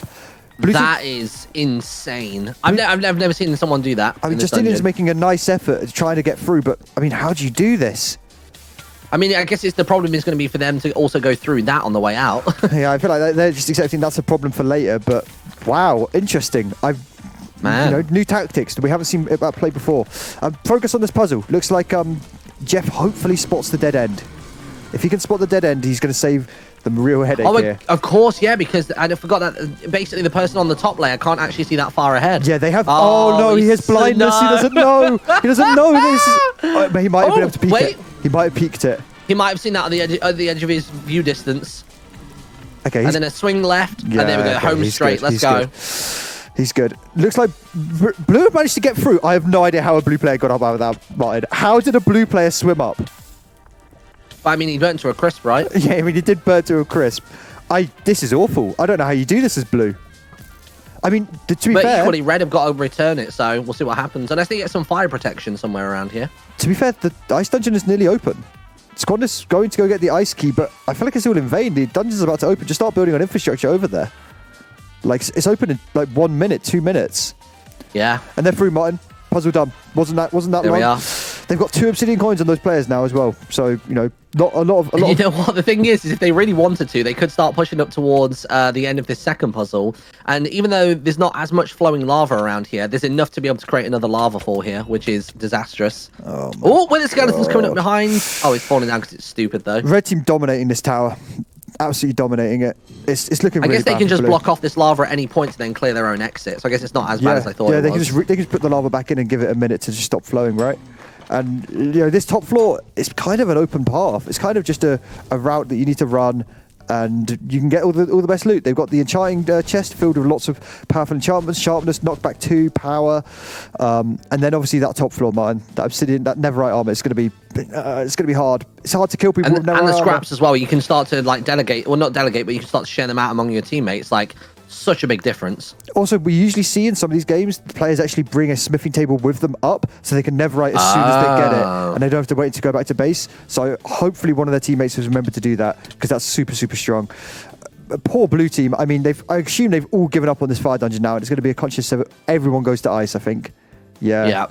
Yeah, I think that's what they're going to do. Maybe you send Slicker to sneak around, and if they open up that lava, you try and get a kill, but I don't know. There it is. Ice Palace open, and look, they've already got, 2 people dedicated to it, maybe even a third on the way out? I think the entire team. I think everyone is going for it. I think they're like, how do we get past this lava? It's awful.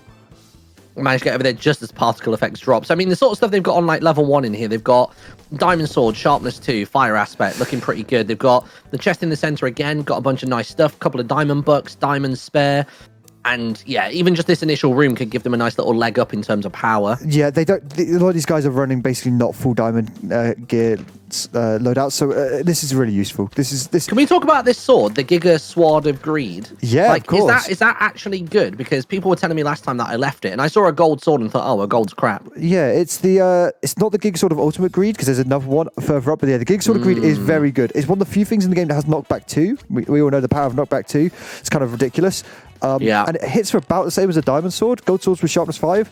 I don't know if it has unbreaking. So honestly, yeah, this one has unbreaking on the ground floor. Yeah, that sword is very good. Also, knockback is just so ridiculous because I don't think we've seen anyone buy the sticky shoes today. What are the sticky shoes? So it's an Obsidian shop item. It's 1 coin and you get 4 pairs. I'm not. Wow. Not in creative mode. One sec, let me go in creative mode. Yeah, sticky socks. Sorry, it's not sticky shoes. 1 coin, you get 4 pairs, and they completely nullify knockback. So wow, any knockback you get from getting shot by a bow, getting knocked back by a sword, they're crazy. Considering you get 1 block just for simply completing a diamond puzzle, like for end game battling when everyone's got knocked back to some degree, that is just ridiculous. Yeah, I really hope they send a red player out with the obsidian coins and just quickly go buy some spare stuff because those socks might make the difference, and then doing this will return. They're trying to figure out this puzzle right now over in the ice dungeon. They're not doing too bad, actually. They've got a nice little collaboration on the go. It looks as though they're about to hit into a dead end, though, which I don't think they realised ahead of the motion. No. That being said, we made the ice puzzles considerably easier. There's far less ice cubes spawn now, so... Oh, this might be the one that's uncompletable. Is it? I don't think they realise that they've got to get over to the far left-hand corner. They've got to go basically towards the corner that Squadron is facing now. Is it? It is completable, isn't it? Yeah. Oh no, it was missing an ice block. Not sure actually. I think it's completable now. Yeah, they're good. Is it? Is it? Because if he goes from there and then goes left. Oh yeah, look, there you go. I think. Yeah. And then left, and then back up towards the 2. Oh no, I don't know. Because again, that would get you stuck in there. Oh, this is actually a really... Wait, let me... They're all completable? I'm not seeing a solution for this one. Oh, no, I am now. There you go. Now they got the angle. They're good now. They push up to that top left corner. They got stuck in that a little bit and had to reset a little bit. They're all good now. And this is good. Opening this next corridor, there's a lot of chests along here, a lot more diamond gear, which is what they need. They're not going to have Netherite, and I think they accept that. They also accept we need to have diamond gear. Here comes Pedguin. He's going to come and run some offense. Pedguin is one of the best harassment players out of anyone that I've seen play this game. His timing is impeccable. Like, the damage he does is usually pretty dire. Like, really, really good. Yeah, it's going to be annoying if they're not ready for this. But it looks like they just complete the puzzle. They've got 3 players here. They've got the Illusionist with them. See, that's the thing that Pedguin won't know. He won't have that knowledge. Meanwhile, Red Team are literally storming across the second to top layer. Like, they're almost ready for the boss. This is never right. This is never right for the Red Team. That's what they're getting from these chests right now. And I don't. It just doesn't feel great. Swords, sharpness 3, chest plates. We got a blue team member outside. I think Ravs is trying to destroy their infrastructure, or maybe just like be aware of when they're bringing this down. But man, I love that lava play by the red team. Completely deciding the pace of play for this dungeon. Like, they now are just so chilled. They don't get harassed. They just get to progress through, get their loot. It's so good, so good. Well, it literally just forced the blue team to switch gears. Like, I think before they might not have considered going for the ice dungeon, other than maybe to nab a bit of gear. But now I genuinely think that the blue team will consider trying to complete the blue dungeon to its fullest. Yeah, they kind of have to. It's weird. They're kind of committed. Unless Red Team make a way out, and then lose the wool, and then they can go in and get the water. That's a lot of ifs. I don't quite believe. Here we are, though. Top floor of the fire dungeon. They're getting the last bits of the Netherite scrap, and then we are onto the Nameless Bleb. This is the first time Nameless Bleb has ever been shown on the main channel, isn't it? I've never seen it. So this is big thing for me. I'm really excited. It's a really silly boss fight. It's a really cool looking arena as well. Also, I love these fire scarabs. Little fire scarabs on this top floor. So cute. Oh, dude, they're the same kind of scarabs that you have in the Sand Temple, aren't they, on the Race to the War map? We had to bring them back. Yeah, they're cool. I wonder, do they have... Yeah, they got put down an anvil. Do they have a smithing table? Are they going to netherite themselves now? I reckon they might do. I mean, it's like such a good play to do. Yeah, they do. There you go. Yeah, such there a it good is. play. I love this play. Like, not having to go back to base to get your netherite gear on. Just that foresight and that planning is so clever. I love it. To be honest, I think as it stands right now, if I was the person at the bottom of the red dungeon, who is this right here? Looks like it's Ravs. I wouldn't bother if I was Ravs. They're going to come back down with netherite and everything else like that. Like, work preventative measures later on. Gear yourself up and get ready for that fight on mid, because it is going to be brutal. He is actually through. He doesn't know about the shortcut being open, so he's going to waste valuable time running down the lava corridor. But he's actually through the lava, which I can't believe. I don't know how he managed to get through that. Someone's going to have to explain that to me. I think he basically just ended up making like almost like a nerd pole, but it was like an encased nerd pole. It was really strange. I mean, equally, you know, you're one blue player running into 3 red players, all fully netherite geared. This isn't nice. This isn't. You don't want to be doing this. No.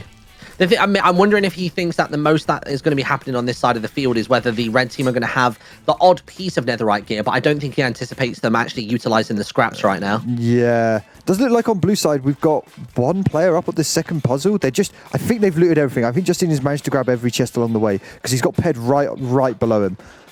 These guys aren't about to enchant or something, are they? Like, what's... Potentially. Look, he's throwing diamonds out as well. They can't make an enchantment table, can they?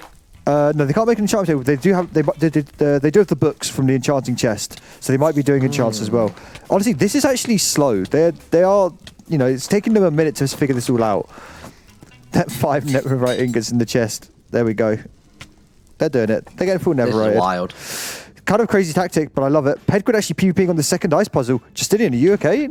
Not looking great. They've got Starburst from Justinian. I didn't actually know we had that in the game.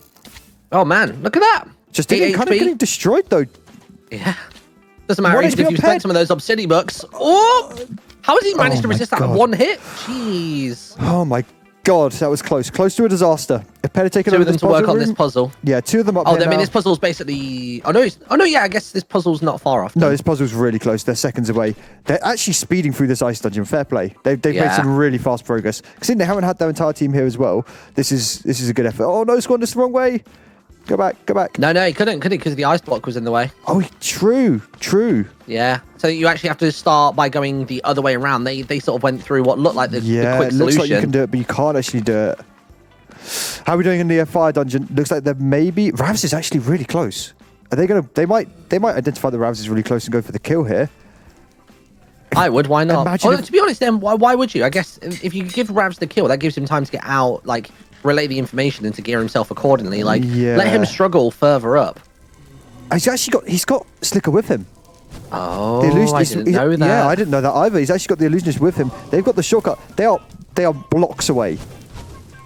They're just below I didn't them. realize Slicker being here is a big game changer. I genuinely didn't know Slicker was even in the dungeon right now. This is going to be a harder hell fight though. They've got to fight vertically into people with netherite while getting shot by blazers. Oh no, Tyrolin's trying to hold the top of it as well. This is going to be poison really arrows hard. Absolutely obliterated. It's going to be so Look at hard. that netherite sword. That's going to come out, right? And here come the lads.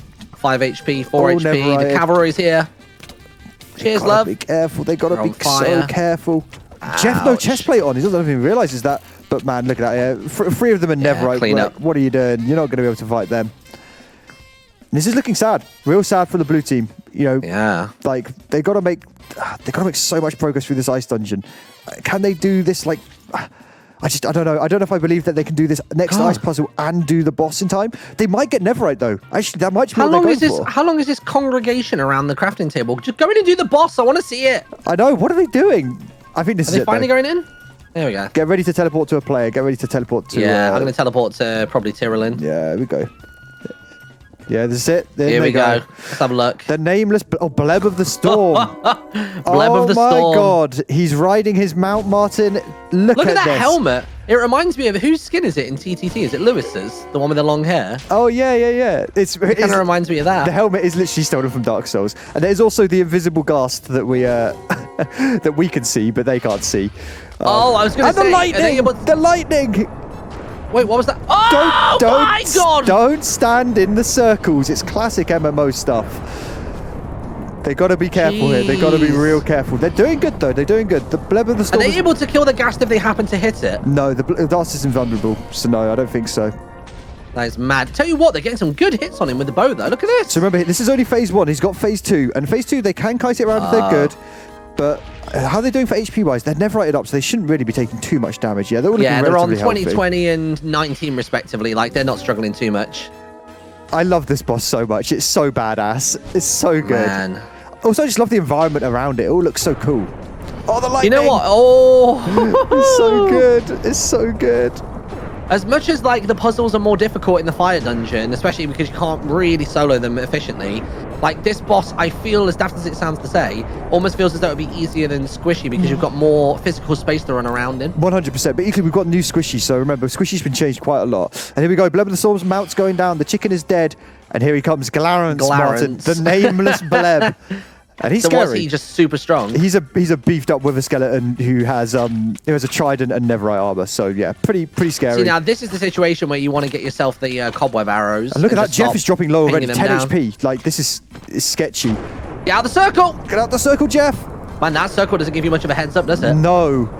God, look at the mess. There's wither roses everywhere. There's fire everywhere. There's lightning everywhere. And Glarence, the nameless bleb, he doesn't care. He just walks through it. I love him. Look how slow his HP is going down. And this is with 3 players there as well. 3 players, yeah. And Jeff is low, but also Jeff might be juggling being low. He is the berserker. He wants to be this low. So he might be tactically going low for attack speed. Oh my god, I love this boss so much. It's almost like a bit of a tank and spank, but then the tank can also hit way harder afterwards as well. This is sick. It's a cool boss. It's a cool boss. It's not ultra difficult, but I mean also they've got 3 players in full netherite. Usually we don't see this happen. Usually you only see 1 or 2 players come in and they don't have netherite. So good job by them grouping up as a team and also like using the items they get given. Man, that lightning attack. It's so Glarence is like, yeah, I'm he's just chilling out. He's like, I don't want to do this anymore. We really need to give the players his hat when you kill him because it's so epic. The big hair. Yeah, that would be sick. So cool.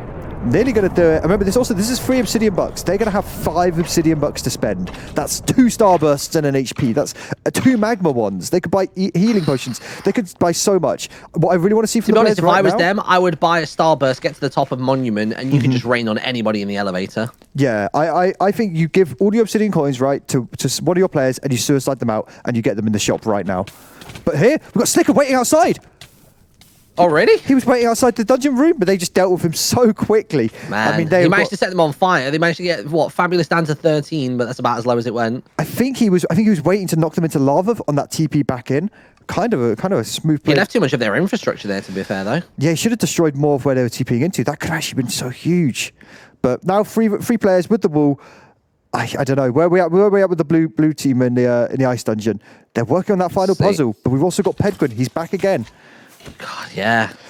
They've just done it. They've just completed it. Netherite is open. Final puzzle done. So netherite on each side. To be honest, all they need to do is they need to have someone hold off Pedguin just for a moment, grab that netherite, suicide, and then basically they go for a big netherite versus netherite push on the Monument Island. Like this is going to be this timing is crazy. Blow for blow. And I mean, I think they're just basically saying we don't care about this wall. Who cares about this wall now? We are here to get netherite and get out. But Pedguin is looking bad. It's looking bad for Justinian with this fight versus Pedguin. Scottish, you need to come and help. You need to kill Pedguin. This is too dangerous. Justinian dropping really low. He's trying to get Justinian to like circle round to him, but it's just not working. Pedguin's actually a little bit low, and Scottish is just going to come in and slap him, isn't he? Oof. Oh my fire aspect and not back onto the low ground. He's going to go clean up. No. Pedguin. Justinian's if Pedguin low. can nab their other lot of netherite, this is disastrous. Justinian. Look at that. He's managing to keep him away from the water as well. Step 2 blocks to the left, dude. Put yourself out. 5 HP for Justinian. 8 HP for Pedguin. Oh, he's got corner. Is just here. This is it. He's gone. Pedguin, go up. He's got blocks. Escortus doesn't have blocks. Oh, that's a GG, isn't it? Surely that's a GG. I mean, this is disastrous. Pedguin's about to take your netherite. They've got netherite and a wall. Disastrous. How have they not got blocks on Squandis? How are you this deep into the game and not carrying blocks? Why is Pedguin even trying to fight right now? I think he thinks just cover it over, make it a distraction, and get that netherite and go. He's going. Oh my god, Martyn, a disaster. An absolute disaster. That's a game for blue ender. team. Yeah, game ender. I mean, this is going to be all the netherite scraps. Just check and make sure he doesn't leave any because people do mess this up. He's left the axe Lamau. Axe Lamau is an insane axe. He should have taken that. He's left a netherite ingot. Has he left anything else? He's left a flame book. What else has he left? I think I left a chest up here the other week, which had, I think, like the leggings in or something. I think the chest he's in right now is the one that he took. This is a GG. He's got it all. And, I mean, as we say this, Martyn, red team nearly out with this wool on the bottom layer. They're about to bring this out. What a finish. Ped Green can suicide. Ped again with the most aggressive plays. Look at him. He's just gearing up. He just wants to go for the insult now. Oh, my God. Nuts. Wow. I would love to hear the comms as soon as Ped Green took over that situation. Oh, I It can't. took one player How to did Squandis and put the nail in the Justinian coffin. really beans that up? It's game losing. And now, Squandis, he can't do the boss. He's going to have to suicide. I mean... Oh, man. Oh, blue team. What we do have to remember, though, blue team got 3 obsidian coins for doing the 3 puzzles in the diamond dungeon.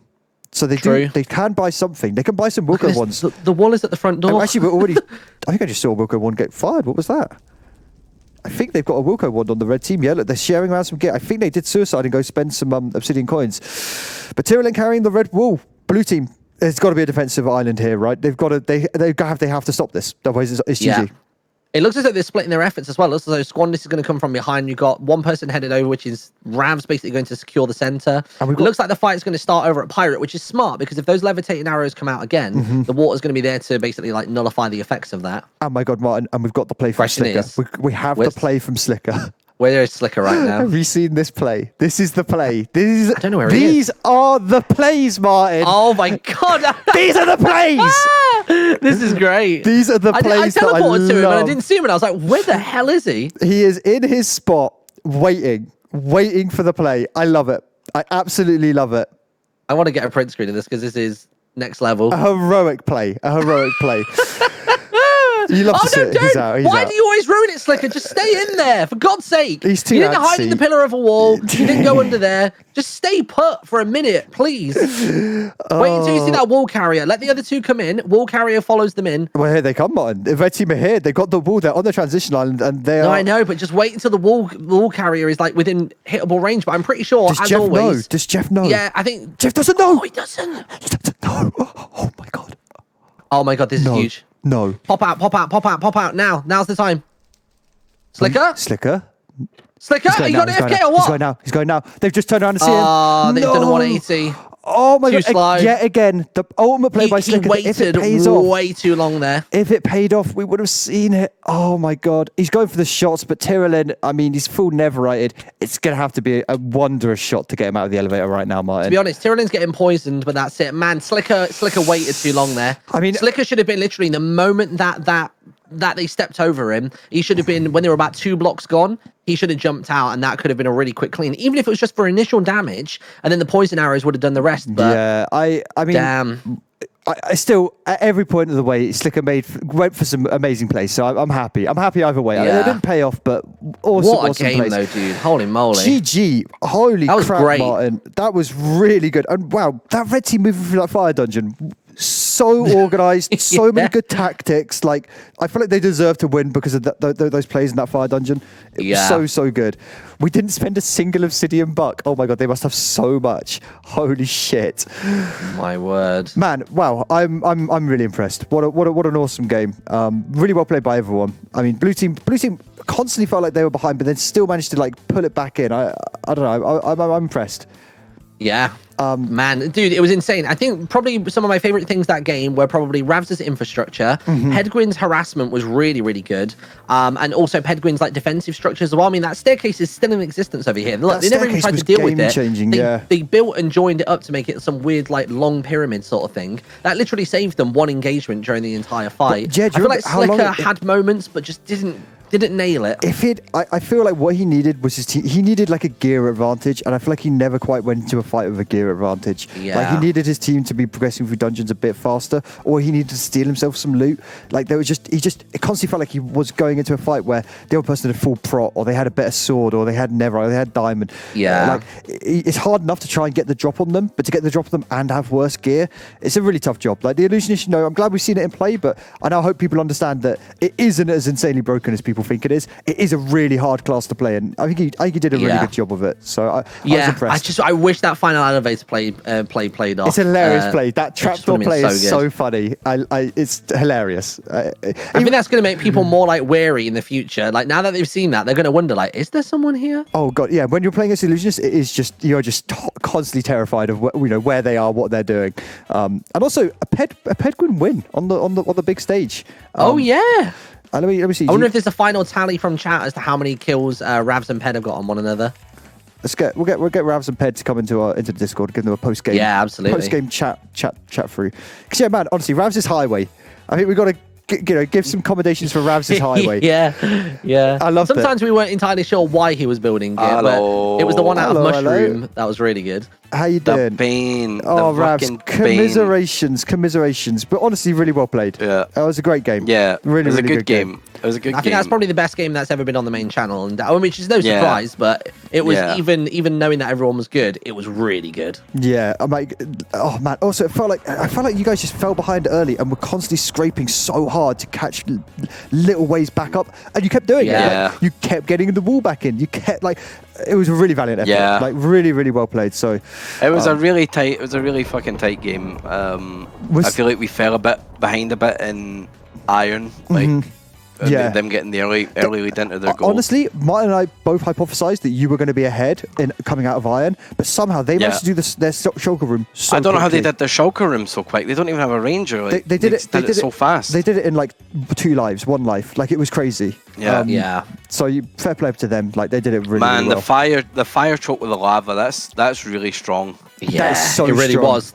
I literally just put an absolute standstill to the point where it was like you guys had to completely switch lanes and just go straight for the other dungeon instead. Like not even just for gear, it felt like a necessity even just for wall progress. Also, you guys missed the shortcut in the fire dungeon quite a few times. It's right next to that where that fire. Yeah, I noticed that I've total papig. Yeah, and that honestly would have saved you so much time. But it's right after that fire choke. But even that fire choke cost us so much time. Yeah, I feel like as soon as they did the fire choke, I felt like you should have ran and just gone and got your diamond key because there was still like 7 minutes till the ice was going to open at that point, and I think you had time. Like you guys sped through the ice dungeon. Like fair play. Yeah, that was really fucking fast. But holy fucks, Pedguin coming in and swiping it very at the quick. End. It was scary. Yeah, oh my god, I kept falling off like paganisms today as well, just like falling in this. I did see you Ravs fail a few times. Yeah, it's pretty funny. Have we got Pedguin in the voice chat? Is Pedguin coming? I don't know if he's coming. I feel like we had a pretty tough comp. Like our team lineup wasn't amazing. I mean, you got classes that you wanted, right? Like you had you on Bulwark, which is what you wanted. You got Adam got your Bulwark plays the were Illusionist, great. which I mean, Adam went for we saw so many great plays from him, but just none of them paid off, and it was really sad. Because I honestly think if 1 or 2 of them had paid off, it would have been GG's. I think having an Illusionist and a Berserker together is a pretty grim thing. I feel like we maybe should have had a tanky boy or something. I think you could have gone like a knight and an illusionist would be a good little blend. Yeah. But GG Ped, congratulations on your win. All the blebs played really well. Yeah, man. Well played by the red team. GG all round. Good game. Also, Ravs, the Ravs Highway, so good. Yeah, we loved it. It was good. It was real good. Man, how did the win feel, Ped? Was it good times? I mean, that lava block was the game-winning play, right? I've tried that at a couple of games. It's not quite worked, but I got every single corner and it's just fucking pouring down. I mean, I'm really happy with how that went. I honestly think that was the game-winning. Like, you guys were ahead, but that was the victory secured, in my opinion. That was the game-winning play. That gave you guys enough time to fully get netherrited up. It meant that the boss had no contentions, and then you taking over that end of the blue dungeon, that was the actual GG moment. That was so insane.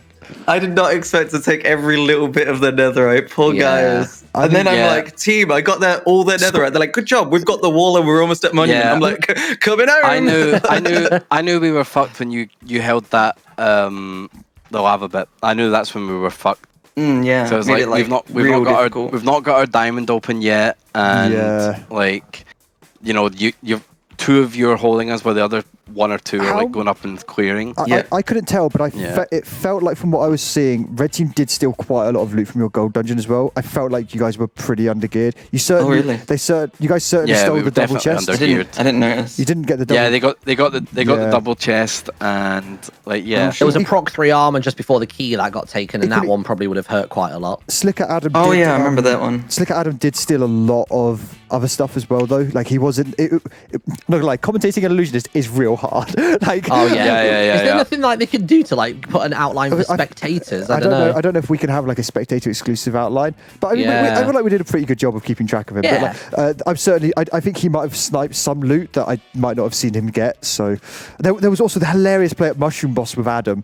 Oh my god, him doing the boss, Tyrellin being outside, him not knowing Tyrellin not knowing Adam was in the boss. Like so many really funny plays. I really enjoyed it. It was a really fun game to watch. So I hope you guys had fun playing. It was really good. Yeah, it was really tight. Less moulding this time as well. I was just fucking chilling. Nice. I'm good. Good. It was very chill. And big shout out to all the blebs played really well. Yeah, the whole team, they all did their part extremely well. We had the PvPers, we had the PvEers. Everyone did really, really well. Yeah, that being said, big claps to the blebs. Big claps. Everyone on red team is banned on every channel I mod. True. That's what you get for winning against Ravs. You get perma bans. Yep. You know what? I think it's a good place to call it. We'll call it early for once. For once. Yeah. Oh my god. 45 an minutes early game. It's almost like this map is completable quickly. Stop. But I hope everyone enjoyed. That was on a watching. break as well. I think game time was like an hour and a half. Yeah. I figured we needed the break then because I was like, this just give you guys a breather because I felt like it had been pretty intense. The way the three people on the red team pounced on whoever that poor blue was just straight after the break. It was just like everyone was stood there just staring at him, and as soon as the timer went, just they all devoured him. I don't know if you guys noticed on the break, but I had the absolute value break because I stood on the currency chest and just sorted all of our inventory. Nice. I like completely just sorted everything out. That is I like that. I like it when you get a break and you're next to a void and you just get to yeet your entire inventory of shit. Like that's also a feels good moment. But I think that's a good place to wrap it. Thank you so much for playing, everyone. Thank you for the plebs. Thank you, Ravs, thank you, Penguin. Thank you for commentating with me, Martyn. Really fun game. No worries. And thank you to everyone who watched. I hope everyone enjoyed. And we'll catch you next time. Yeah, it'll be good. Catch you later, boys. Peace. Hurrah. Bye bye.